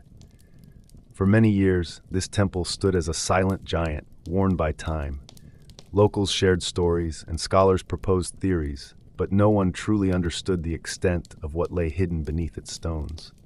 It wasn't until the late 1980s and early 2000s that archaeologists uncovered surprising discoveries. What they found changed everything, revealing more than anyone had anticipated. Hidden beneath the temple's foundations, archaeologists found a series of long sealed chambers and pits, each containing carefully arranged human remains. These were not the chaotic remnants of war or disease. Rather, they were deliberate sacrifices, part of a systematic ritual with a cold purpose. Over 200 young men, many aged between 15 and 25, were among the victims. Some wore necklaces made from human jawbones, while others had their hands bound behind their backs. A few had even been decapitated, and nearby lay obsidian knives, sharp and black as night, tools unmistakably connected to ritual slaughter. The arrangement of these bodies was meticulously organized, following geometric and symbolic patterns. They weren't buried at random. Instead, the victims were placed in quadrants aligned with cardinal directions, perhaps to reflect the cosmos. The significance of each body went beyond mere death. It marked a transition to meaningful sacrifice. Accompanying the remains were offerings such as jaguar bones, serpents, exotic shells sourced from the distant Gulf Coast, figurines, and obsidian blades never used in battle. This was not an act of punishment, it was a solemn gift. These young men, likely chosen warriors, were selected not to die in disgrace, but to be part of something greater. To the Teotihuacanos, each stone of the temple may have required a human sacrifice to be truly consecrated. It symbolizes a belief that every layer had to be raised only after an offering was made. The deeper they dug, the more sacrifices they unearthed. In one chamber, archaeologists discovered elaborate tunnels filled with mercury and mica, materials associated with the underworld, creating a floor that shimmered like water. This led to questions. Was this a symbolic passage to the land of the dead, reflecting the night sky? The more they excavated, the more it became clear that the temple was not merely built atop death, but was constructed to enclose it. The blood wasn't a mere stain on the stone. Rather, the stone was meant to hold that blood, all in devotion to the gods. If you take a closer look at the Temple of the Feathered Serpent, you may notice something unsettling. It doesn't just occupy space, it aligns with the universe. Teotihuacan wasn't designed haphazardly. The entire city was laid out along precise cosmic axes. Its central avenue of the dead runs at a 15 degrees angle from true north, which is not a coincidence but a deliberate alignment, possibly with the setting of the Pleiades star cluster or the sun during significant rituals. The Temple of the Feathered Serpent stands proudly along this avenue, anchored in a grand celestial design. But what exactly was its purpose? Scholars, including archaeologists, have debated this question for many years. Some suggest that the temple aligns with the sunrise on the equinox. Others believe it's linked to Venus, the planet held dear by Mesoamerican cultures and often associated with themes of war, sacrifice, and rebirth. When Venus would rise or set, it signaled moments of great importance. Wars were launched, offerings were presented, and temples were brought to life with ritual fires. The design of the temple itself appears to have been crafted with intention. The number 7, a significant number that corresponds with the visible planets, repeats in its stepped platforms. This creates a sense of harmony and a profound understanding of both earthly mathematics and cosmic rhythms. Beneath the surface, even more secrets lie waiting. In 2003, archaeologists discovered a tunnel hidden beneath the temple. This was no simple passage. It was a carefully constructed underground realm. The walls were once adorned with powdered pyrite, a mineral that shimmered and reflected light, reminiscent of starlit skies. Along with mercury pools and finely lined walls, the tunnel seemed designed to mimic the cosmos itself. Walking through it would be akin to traveling through the Milky Way, a symbolic journey to the underworld, or perhaps towards rebirth. Was the temple merely a site for sacrifice, or could it be described as a cosmic machine, a portal connecting the earth, sky, and spirit world? Some researchers propose that the people of Teotihuacan viewed time as a circle rather than a straight line. Every ritual, every structure, and every act of sacrifice wasn't isolated. Instead, they formed part of a continuous cycle of death leading to renewal, with sacrifices fueling the process of rebirth. The temple's alignments might have aided in predicting celestial events, managing harvests, and, importantly, determining the right time for blood offerings. The Temple of the Feathered Serpent wasn't just gazing at the stars, it was seeking to communicate with them. Moreover, the Temple of the Feathered Serpent served not only spiritual purposes, but also wielded political power. Its very design was formidable, intended to awe and intimidate anyone who laid eyes upon it, be they locals or visitors from distant city-states. Imagine standing in its shadow 1,800 years ago. As a newcomer arriving at the Avenue of the Dead, you would already be struck by the monumental scale of Teotihuacan. Yet, upon reaching the Temple of the Feathered Serpent, you would find yourself frozen in awe. The serpent heads watch you, their fangs on display. Jaguar symbols emerge from the stone, giving life to the plaza ahead, which once buzzed with large gatherings for both celebration and sacred rituals. You might find yourself witnessing a sacrifice as the ruling elite of Teotihuacan understood a vital truth. Fear is a source of power. Nothing instills fear like the wrath of the gods. By conducting ritual executions in daylight, surrounded by cosmic symbols and images of death, they conveyed a potent message. The gods stand with us, and we are unafraid to offer them what they require. But it wasn't random chaos, it was carefully staged. Priests adorned in feathered headdresses and masks made from obsidian would chant, dance, and offer blood, transforming cosmic myths into a performance that held deep political significance. This was more than just honoring the gods. It served as a reminder to everyone present that the city's leaders had a special connection to the divine. They alone held the power to open the heavens, summon rain, protect their people, or vanquish enemies. Even the very architecture of the city helped to support this narrative. Leaders stood above the plaza, looking down, controlling not only the crowd's perception, but also the physical space in which they gathered. The people gazed upward at the gods, the rulers, and the sacrifices, understanding their place within this hierarchy. For those from outside, Teotihuacan didn't need to conquer with swords. It triumphed through powerful symbols. Visiting dignitaries would return home with stories filled with awe and dread. They spoke of feathered serpents, vast avenues, and blood rituals that turned the sky red. In a world ruled by fear of the divine, Teotihuacan positioned itself as the chosen voice of the gods, with the Temple of the Feathered Serpent being its most resonant expression. At its height, Teotihuacan was a vibrant center of Mesoamerica, a city pulsating with energy, stone, and blood, a place that seemed destined to endure forever. Yet, around 550 CE, something changed. A shift occurred, and the ensuing silence was as chilling as the stone serpent heads themselves. The decline of Teotihuacan wasn't marked by triumphant battle cries, but rather a slow unraveling that became sudden. Signs of distress had begun to surface decades earlier, hinting that the cosmic engine sustaining the city was in trouble. Scholars point to a lengthy period of drought, crop failures, and social unrest. The very systems that had upheld this grand city, centralized power, religious authority, and cosmic order, began to weaken. Then came the fire, as archaeologists have discovered evidence of widespread destruction. Across the elite compounds, temples, and administrative buildings, evidence of violent destruction is clear. Take, for instance, the Temple of the Feathered Serpent.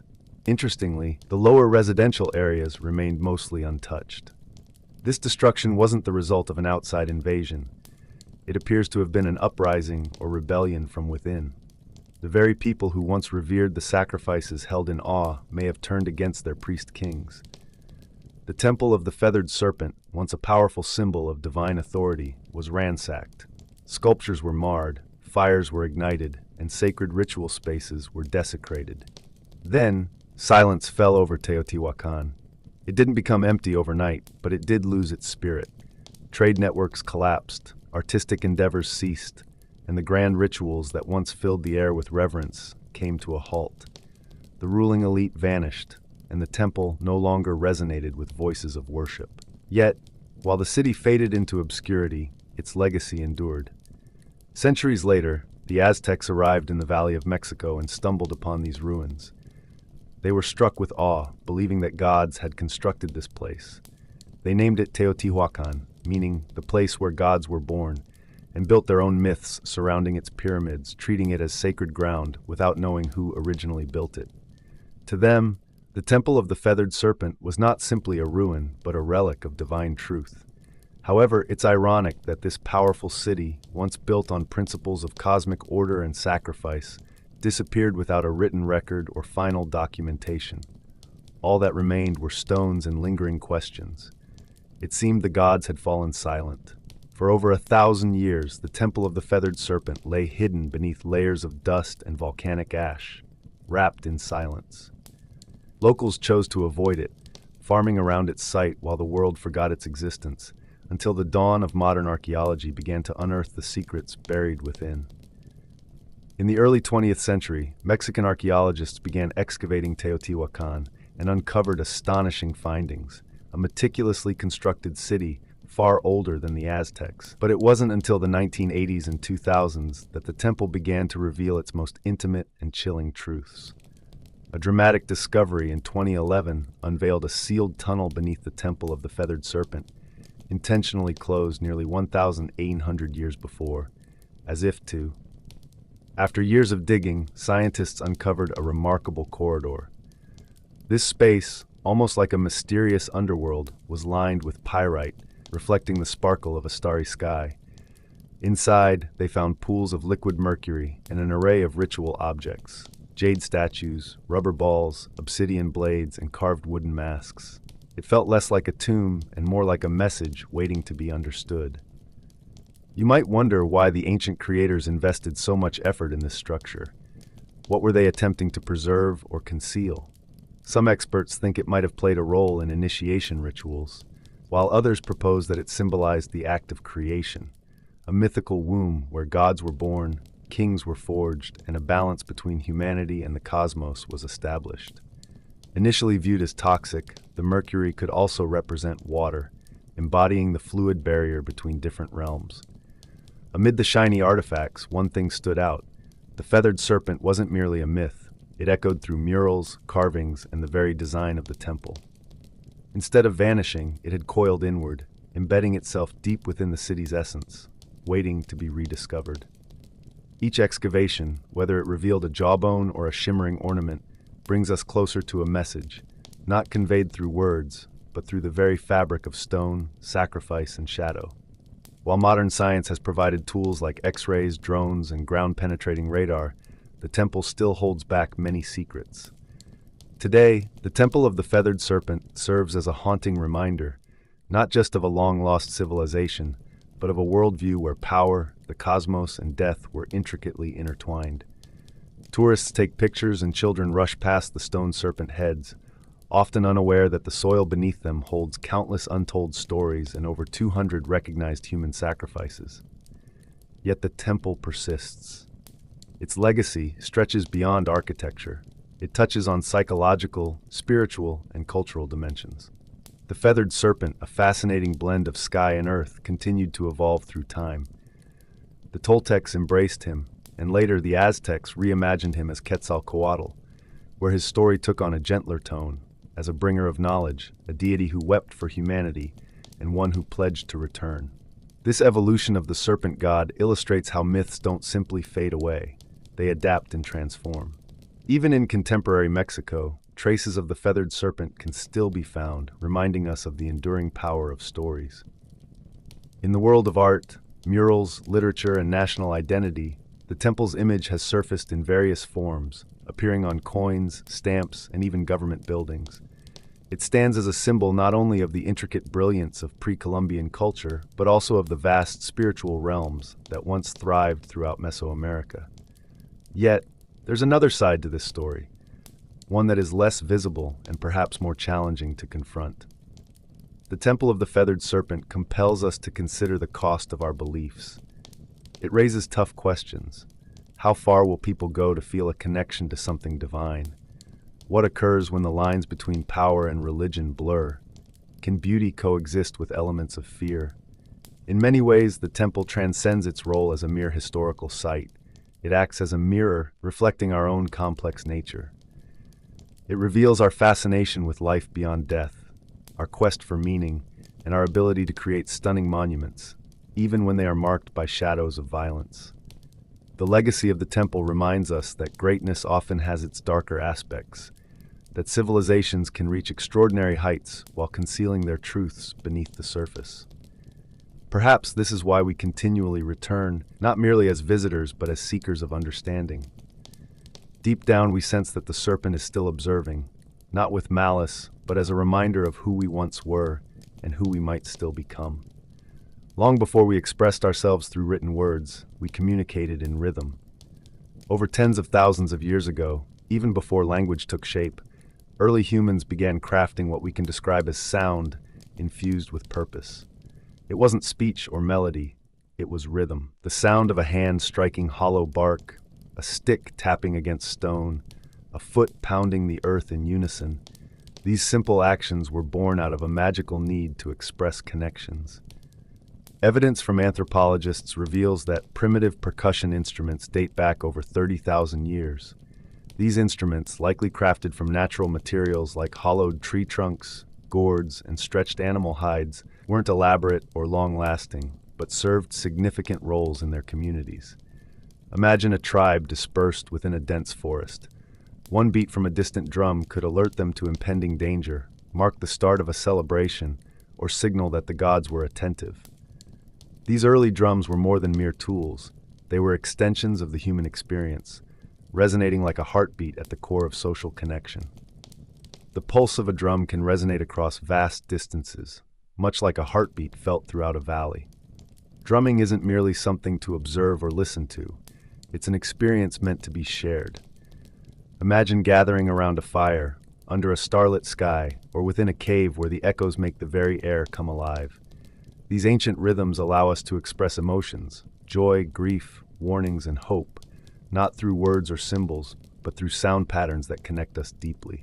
Before musical instruments like flutes or strings existed, the drum thrived as a vital part of human experience. It anchored us through time, shaping rituals and bringing people together into communities. In this way, the drum became humanity's first instrument and a symbol of our collective identity. Regardless of where people lived, they found a way to create rhythms by striking different surfaces to mark significant moments in their lives. Even in the absence of language, rhythm was a universal expression that carried tremendous meaning. In early civilizations, drums weren't just instruments, they served as sacred voices. Each tribe, each culture, developed its own distinct rhythms, but they often shared a common purpose: to connect with the unseen. For instance, in Africa, where some of the earliest drums originated, rhythm was intricately linked to concepts of life, death, and ancestry. Take the gambe, made from a single tree and wrapped in goat skin. It was believed to hold three spirits: that of the tree, the animal whose skin formed it, and the craftsman who created it. When played in circles, the gambe became more than an accompaniment. It was the essence of the ritual itself. There were also talking drums capable of mimicking human speech through pitch and tone. In West Africa, these drums communicated news, warnings, and even life events, like births and deaths across villages.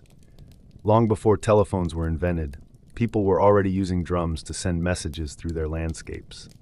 Across oceans, Native American tribes regarded the drum as a living entity, embodying the heartbeat of Mother Earth. They played it during ceremonies to honor ancestors, summon healing, or guide the souls of the departed. The large powwow drum, for example, was played by groups of drummers and served as both a musical and spiritual force, creating a communal rhythm that aligned humans with nature and the spirit world. Meanwhile, in Australia, Aboriginal people used clapsticks and percussive stomps during the sacred dream time, a mythical period that linked them to their stories and ancestors. In the Arctic, Inuit shamans used frame drums to enter trance states, seeking visions or connecting with spirits, especially during the long, dark winters. These were not performances. They were vital for survival, healing, storytelling, and fostering a sense of community. Drumming was a way to remember and to belong, always reflecting a shared experience. The sound of drums united people in sacred circles, aligning their hearts and intentions. There was no need for sheet music or a stage, just bodies moving together, hands striking in rhythm, all souls engaged in a common purpose. Wherever you were on the planet, if you heard a drum in the distance, you sensed something sacred was unfolding. This experience was something beyond words.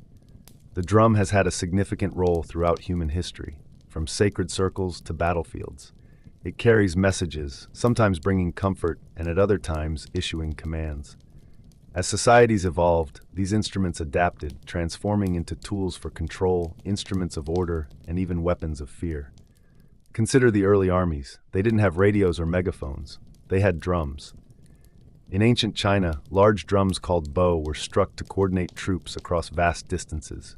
A single resounding boom allowed commanders to signal charges, retreats, or maneuvers. Each rhythm held specific meanings that trained soldiers learned to recognize, even amidst the chaos of battle. In Mesopotamia, temple drums announced rulers and summoned the public, but during conflicts, they echoed ominously through city walls, creating a sense of dread among enemies with their deep, relentless thundering. This use of sound was not just about music, it was a form of psychological warfare. When the Romans marched into battle, they brought the tympanum, a frame drum used in processions and by cults like that of Cybele. While it wasn't a battlefield instrument like horns or standards, it carried significant symbolic weight, representing sound, order, and the power of the empire. No military operation utilized drums quite like the Ottomans. Their meter bands, recognized as the world's first military orchestras, unleashed a fearsome symphony of drums, cymbals, and horns before battles. The relentless thunder of massive kettle drums and davul, double-headed bass drums, instilled terror in enemy troops. Accounts from European observers tell of soldiers freezing in panic at the sound alone, paralyzed before they even saw the Ottomans. Drums also reinforced authority beyond the battlefield, resonating through royal courts across Asia, solidifying their place not just as musical instruments, but as powerful symbols within societal and military structures. Throughout history, drumming has served as a powerful means of communication and expression across different cultures. In Africa and Europe, drum ensembles often marked significant events such as coronations and political ceremonies. To play a drum meant to announce the presence of power. It was a declaration that resonated deeply within the community. Even in the Americas, enslaved individuals found ways to use drums as tools of resistance. On plantations, rhythmic patterns became a vital form of communication, preserving cultural identity and secretly organizing rebellions. The drum, even when faced with oppression, remained a symbol of resilience and purpose. The message carried by the drum is multifaceted. It signals authority, emphasizes military discipline, and even evokes fear. This instrument communicates more than just sound. It tells stories of rulers, marching armies, and the overarching rhythm of power. As civilizations expanded across continents, so did their approaches to drumming, adapting in style, purpose, and philosophy. In Eastern cultures, drums evolved into tools of precision, spirituality, and ceremony. In contrast, Western societies initially focused on military applications before embracing the grandeur of orchestral music. These differing paths share a common heartbeat, reflecting the diverse ways in which humans express themselves through rhythm. For instance, in India, the tabla has taken on a sacred role as a vehicle for divine communication. Its crisp tones and fluid movements are integral to classical music and devotional practices. But the tabla is more than mere accompaniment. It engages in a conversation. Each stroke carries a specific name and meaning, transforming Indian drumming into a form of spoken poetry that has been honed over years. The tabla player, therefore, is not just a musician. They embody the language of rhythm itself. In Japan, the taiko drum serves as a ceremonial powerhouse. Used in Shinto rituals, theater, and even warfare, taiko drummers combine technical skill with physical discipline. Their movements are crafted with military precision, embodying the strength of warriors. During festivals, the resonant sound of taiko can be heard echoing through the valleys, believed to chase away evil spirits and summon deities. Meanwhile, in Indonesia, the kendang drum plays a pivotal role in the entrancing performances of gamelan orchestras. It leads musicians and dancers alike in sacred ceremonies, creating rhythms that are layered and interconnected, reflecting the harmony of the cosmos. Across Europe, the story of drums took a different turn. During the medieval period, drums were functional tools, primarily employed for signaling soldiers, keeping time, and maintaining discipline. It wasn't until the Renaissance and Baroque periods that drums began to find their place in formal music. Yet even in those settings, they often remained in the background, supporting royal celebrations or reverberating in cathedrals. This divergence in the role of drumming reveals two distinct philosophies. While the East embraced rhythm as a form of artistic expression, the West initially viewed it through a more utilitarian lens. Breath, chant, and meditation weave together in ways that resonate across cultures. In the West, these practices have often been viewed through the lens of structure and strength, treated as tools for organizing, marching, and measuring. Yet regardless of perspective, both East and West recognize the deep power of the drum. The drum is a remarkable instrument that shapes time, sets the pace, elevates rituals, and connects us in ways that go beyond mere words. Its presence is felt everywhere, whether atop mountain temples, in jungle clearings, around desert fires, or within candle-lit cathedrals. In every setting, the drum is a bridge between humanity and the divine. Before organized religions emerged, rhythm was already a sacred language, serving as a form of prayer and a method to transcend everyday life. In Africa, drums were not merely musical instruments. They carried spiritual significance. Take the Yoruba traditions, for instance. The badar drum was essential for communicating with orishas, deities, and ancestral spirits. Here, drummers held a position akin to priests, playing rhythms that were not just entertainment but encoded prayers inviting the divine to engage with the living. Every rhythm had meaning. Each beat carried purpose. In Hinduism, the drum embodies divinity.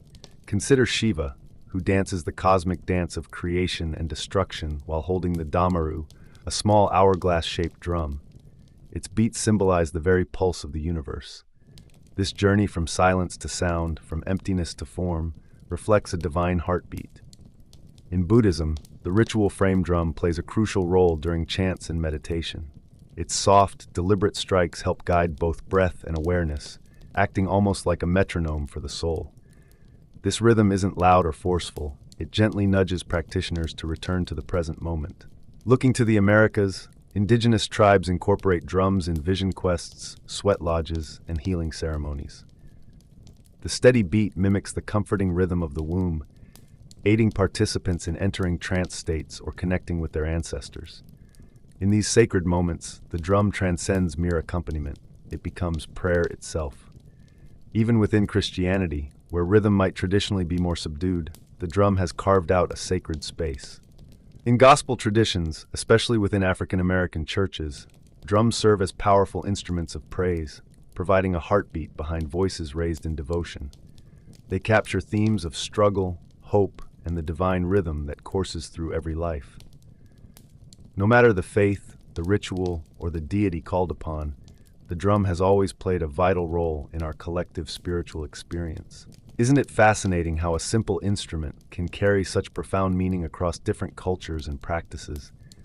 Drums serve a purpose beyond just decoration. They are tools for energy, intention, and the mysteries that often elude our words.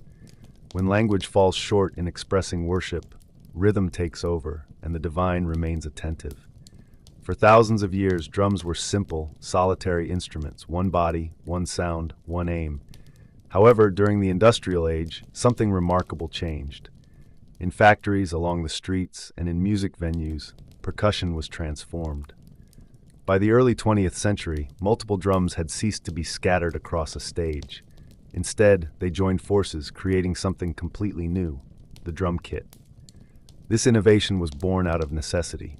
In the late 1800s, military and theater bands needed several percussionists to handle bass drums, snares, cymbals, and woodblocks, with each instrument played by a separate person. Space was limited and budgets were tight, prompting drummers to combine instruments into one cohesive setup. The invention of the bass drum pedal in 1909 was a turning point. This allowed a drummer to strike a large drum with one foot, freeing both hands for other tasks.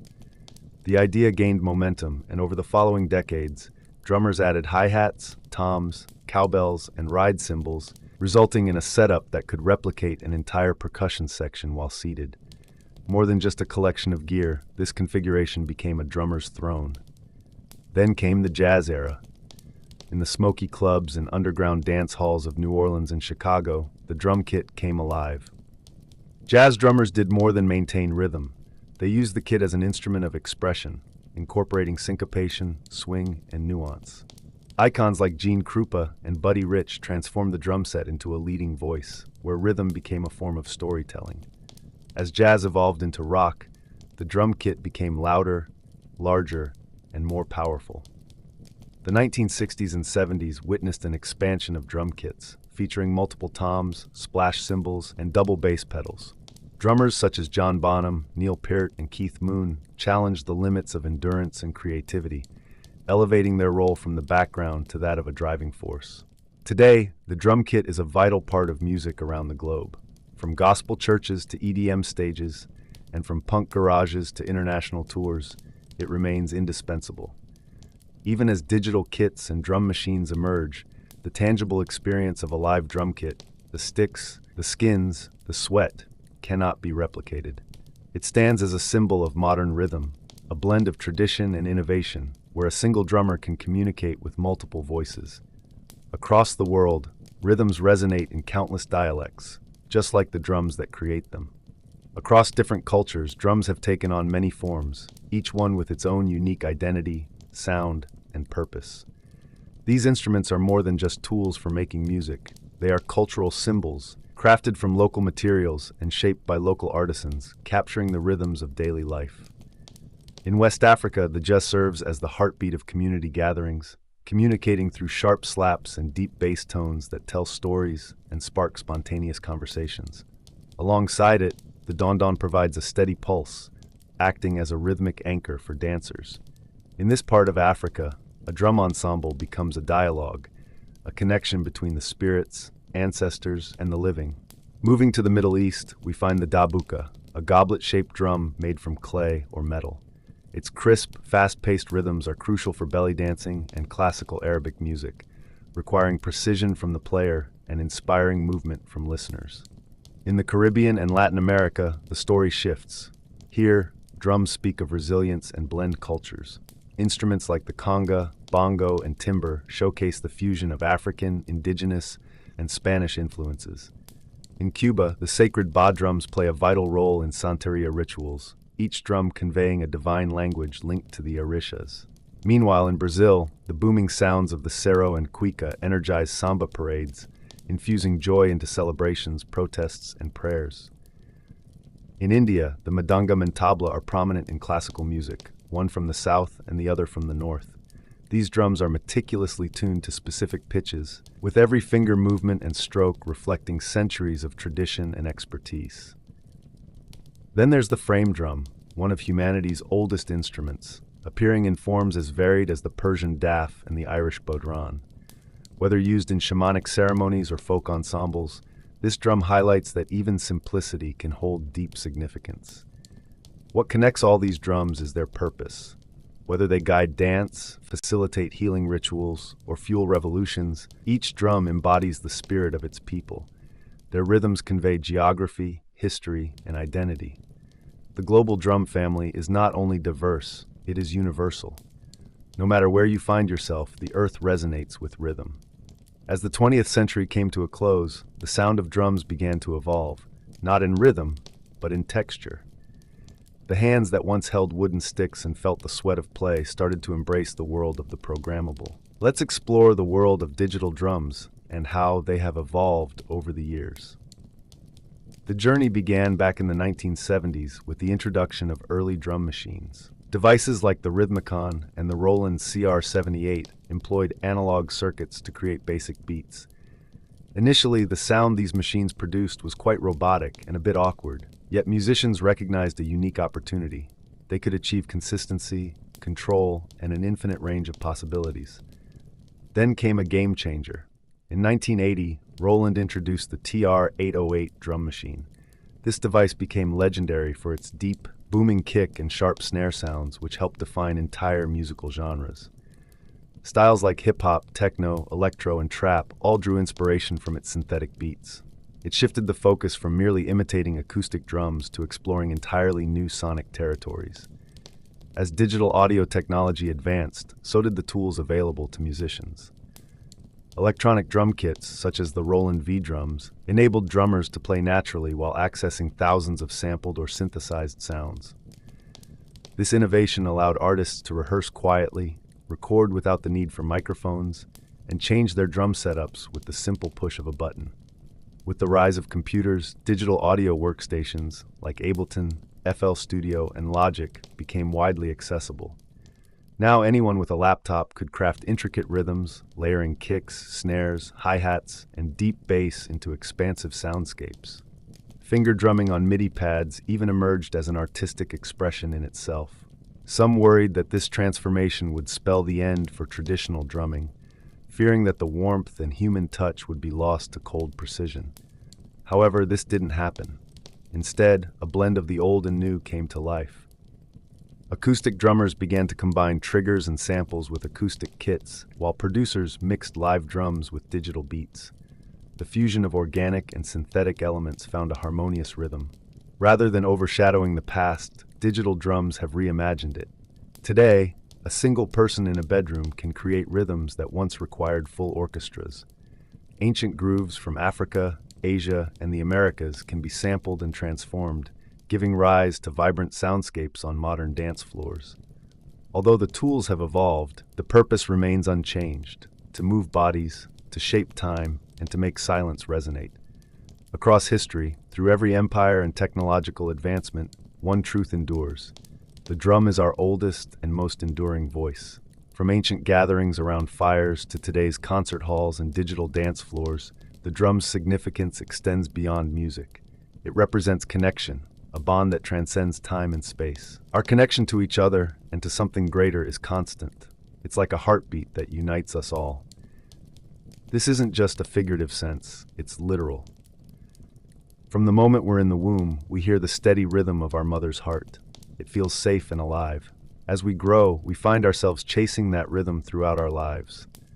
The beat of a drum has been with us through every joy and every challenge, accompanying both those who lead and those who resist. It resonates in grand temples and bustling subway stations, speaking a universal language that transcends words and communicates directly with our bodies. In times of sorrow, we drum to express our grief. When joy fills the air, we drum to celebrate. And in the quiet moments, we drum to reflect on who we are. Today, drumming takes many forms.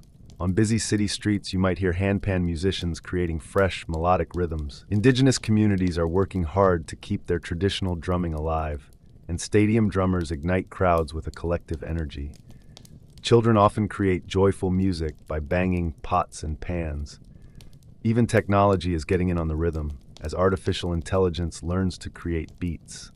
Yet no algorithm can truly replicate the human spirit behind each unique, imperfect sound. That's because rhythm is experienced on a deeper level. It's felt. Perhaps this is why the drum has outlasted civilizations and trends. At our core, we all desire a sense of time and a shared heartbeat that reminds us we are present together. No matter how sophisticated our tools become or how virtual our lives may get, there is an undeniable grounding that comes from simply feeling a drum, the contact of skin on skin, a stick hitting hide, or a hand on wood. Every beat connects us, a breath of life, an invitation to embrace movement. The drum is not just a relic of what was, it's a symbol that we were meant to connect through rhythm, to listen, and to engage. As long as humanity exists, the sound of the drum will never fade away. Before skyscrapers took over Manhattan's skyline, the island was defined by shadows from church steeples and slanted rooftops. In the early 1800s, the city was just a modest cluster of brick homes, timber shops, and rough dirt roads. Buildings seldom reached more than 5 or 6 stories. It wasn't for lack of ambition, it was simply due to the laws of gravity. Taller structures meant more weight, and with stone and brick, that height came at a considerable cost. The walls needed to be sturdier at the base to support the rising structure. As buildings grew taller, they needed stronger foundations. This shift meant that construction became heavier, which didn't make financial sense. So, rather than building upwards, the city expanded outwards, spreading northward along a grid that had been planned back in 1811. This urban layout was one of the most ambitious of its time. However, beneath that grid, beneath the cobblestone streets and soil, Manhattan had an unseen advantage: its bedrock. This solid granite layer ran deep beneath the island, quietly supporting what would later become some of the tallest structures in history. But at that moment, it lay undisturbed. Life in early Manhattan was lively, marked by bustling commerce at the harbor, where ships docked and horses trotted down the narrow streets. The economy was thriving, immigration was rising, and the island pulsed with energy. Yet despite this vibrancy, the city remained grounded. The skyline was largely untouched, with the tallest structures being churches, most notably Trinity Church. Completed in 1846, its spire stood over 280 feet tall and was the tallest building in New York at that time. Still, it was more of a landmark than a skyline feature. What no one anticipated was that the future skyline wouldn't be shaped by traditional materials like stone and wood, but rather by iron, steel, and innovative thinking. And it wouldn't be confined to the ground. Manhattan wasn't a city of skyscrapers yet, but everything was set in motion for that transformation. The island was preparing for a dream that was about to become reality. For centuries, gravity shaped Manhattan's landscape, keeping buildings low and the city flat, curbing human ambition. Then, in the mid-19th century, 2 inventions changed everything. One made it easier for people to move upward, and the other allowed buildings to do the same. The first breakthrough arrived in 1852, when Elisha Otis introduced his innovative safety elevator. In a striking demonstration at the New York Crystal Palace, Otis stood on a platform suspended high above an audience. When he ordered the rope cut, the crowd gasped, but the platform remained suspended, thanks to a hidden safety mechanism. In that moment, Otis altered the perception of height forever. Until then, the upper floors of buildings were less desirable because people dreaded climbing the stairs. However, with safe and practical elevators, those upper levels transformed into sought-after spaces, offering light and fresh air. The concept of a vertical city began to make a lot of sense economically, but simply moving people upward wasn't enough. Buildings still depended on thick load-bearing walls, which became increasingly bulky as the height increased. This is where a significant innovation came into play: the steel skeleton. In the 1880s and 1890s, engineers started using steel frames to take on the building's weight, allowing the exterior walls to be much thinner like curtains instead of heavy structural supports. This technique, known as steel frame construction, gave architects newfound freedom to build as high as the frames could manage. Suddenly, height wasn't a danger, it became a strategic advantage. With the right technology at hand and materials available, Manhattan became an ideal canvas. The island's limited space encouraged innovative vertical designs, and its standing as a financial hub meant that everyone, from banks to newspapers, wanted their names shining high above.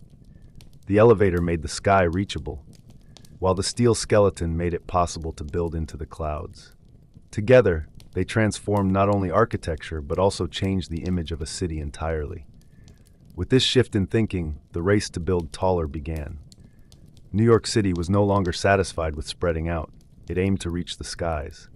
The ground was crowded, the streets teeming with activity, and the only direction left to grow was up. With steel frame construction and elevators now commonplace, Manhattan became a testing ground, and its skyline transformed into a battleground for ambition. The first signs of this competition emerged in the 1890s. In 1890, the New York World Building, which housed Joseph Pulitzer's newspaper operations, rose to 20 stories above Park Row, briefly claiming the title of the tallest office building in the world.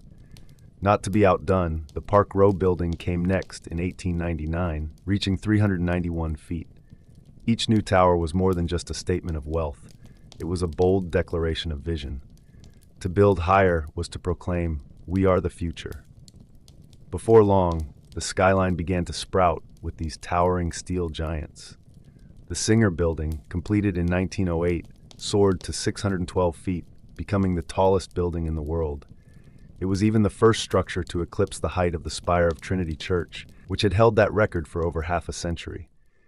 Yet, even this achievement was short-lived. In 1913, the Woolworth Building took the crown, designed by architect Cass Gilbert and financed in cash by retail magnate Frank W. Woolworth. Rising to 792 feet over 55 stories, it was a breathtaking demonstration of ambition and innovation. The Woolworth Building, often referred to as the Cathedral of Commerce, was more than just tall. It was a stunning example of architectural achievement that reflected America's emergence as a modern power. This ambitious project represented more than a competition of heights. It was a battle of branding, where corporations and institutions competed to create the most distinctive and towering buildings, each one striving to leave a lasting mark on the skyline. Every increase in height generated buzz, and each unique silhouette became a symbol of progress. In this way, the skyscraper morphed into a powerful advertisement, a permanent fixture that commanded attention. Behind the scenes, the pulse of progress was strong. Workers were busy, steam shovels excavating deep foundations, riveters hammering away at steel, and immigrant laborers moving fearlessly along beams high above, relying on their determination rather than safety gear. The skyline, once just an idea, was taking shape. As the 1920s flourished in Manhattan, the skyline began to transform into something more dynamic. This was the age of Art Deco, where architecture embraced not only height, but also flair. The vibrancy of the Jazz Age infused elegance into the structures, making them symbols of motion, light, and vitality. Among these achievements, the Chrysler Building stood out. Finished in 1930, it reached a height of 146 feet, briefly claiming the title of the tallest building in the world. Commissioned by automobile pioneer Walter Chrysler, this tower was not merely a reflection of corporate success. It was a masterpiece of design. Its gleaming stainless steel spire, crafted in secrecy and installed overnight, sparkled like a crown. The ornamental eagles, inspired by automotive designs, peeked from the corners like sentinels protecting the future. With its graceful curves and machine-age details, the Chrysler Building didn't just touch the sky, it captivated it. However, the contest for the tallest skyscraper continued just blocks away. The Empire State Building, completed in 1931 during a time of economic struggle, rose to an impressive 250 feet, reclaiming the title from the Chrysler Building and holding it for almost 40 years. Built in just 410 days, thousands of workers endured harsh conditions, wind, snow, and debris, to realize this monumental project. The Empire State Building was more than just a structure. It stood as a powerful message. New York perseveres. While many parts of the country faced hardships, Manhattan was on the rise, and its towering buildings symbolized a complex identity, both graceful and fierce, hopeful yet competitive. The Art Deco style reflected the contradictions of its time. It was both geometric and graceful, modern yet rooted in mythology. Towers served more than just practical purposes. They were designed to shine brightly at night, acting as beacons of possibility. Beneath their glamorous exteriors lay a deeper significance. These skyscrapers were erected by barons and moguls who sought more than just profit. They aimed to create a legacy, a lasting mark on both the skyline and history itself. By the end of the 1930s, Manhattan's silhouette had transformed. The city evolved beyond being just a financial hub. It became a cathedral of ambition. Its skyline didn't only suggest progress, it boldly proclaimed it. After World War II, Manhattan's skyline transitioned into a new era defined by a more corporate aesthetic. The elegance of Art Deco faded, giving way to structures made of glass and steel, characterized by clean lines. As America established itself as a global superpower, New York emerged as the front office for this empire, adapting its skyline to reflect this change. Instead of decorative spires, the focus shifted to representations of efficiency. In 1952, the United Nations headquarters debuted on the East River. With its bold, boxy glass design flanked by low marble wings, it signified a shift towards global diplomacy and a future-oriented vision. This wasn't merely a building, it was a statement about international order during the atomic age, setting a precedent for what was to follow. Soon after came the Lever House in 1952 and the Seagram Building in 1958. Both exemplified the international style, featuring reflective glass curtain walls and minimalist designs. These towers, stripped of excessive decoration and sentiment, resembled machines, precise, modern, and unfailingly practical. The Serpentine Building, designed by Ludwig Mies van der Rohe, had a profound influence as well. Its bronze-tinted glass and uniform grid, complemented by an open plaza, introduced a new urban presence. Instead of seeking to dazzle with ornamental details, it projected order, discipline, and power. This was corporate architecture at its pinnacle, cold, beautiful, and authoritative. As businesses thrived, so did the skyline. Midtown became the center for major corporations, banks, media companies, and law firms. These new skyscrapers didn't compete for beauty but rather for square footage, prime locations, and visibility on the horizon. The soaring spires and gargoyles of the past were replaced by mirrored monoliths, offering a more anonymous, yet powerful presence. The towering giants not only mirrored the clouds but also represented Wall Street's ambitions. In their quiet elegance, these structures communicated a great deal. They illustrated a nation fixated on growth, balance, and modernity, effectively defining the corporate landscape and influencing cities worldwide. Yet, among all the glass and steel, one truth remained. The skyline had transformed into a symbol that whispered power instead of proclaiming beauty. By the late 1960s, New York was a towering marvel, yet there was still a desire for greater aspirations. This vision took form at the southern tip of Manhattan, where two identical towers were set to change the skyline forever. They were bold and controversial, a design unlike anything that had been created before. These were the Twin Towers of the World Trade Center. Developed as a center for global commerce, the World Trade Center project was led by the Port Authority of New York and New Jersey. Architect Minoru Yamasaki adopted a groundbreaking minimalist design with vertical lines and aluminum cladding, forgoing traditional setbacks. Each tower would soar over 1,600 feet, surpassing every building that preceded them. This was not solely an architectural endeavor, it was an ideological statement about global connection, a new beacon for capitalism. Construction began in 1966, requiring the demolition of an entire neighborhood known as Radio Row. To support this massive structure, engineers employed an innovative technique called the slurry wall, which enabled them to build deep into the soft riverbed while keeping the Hudson River at bay. It was one of the most formidable engineering challenges of its time.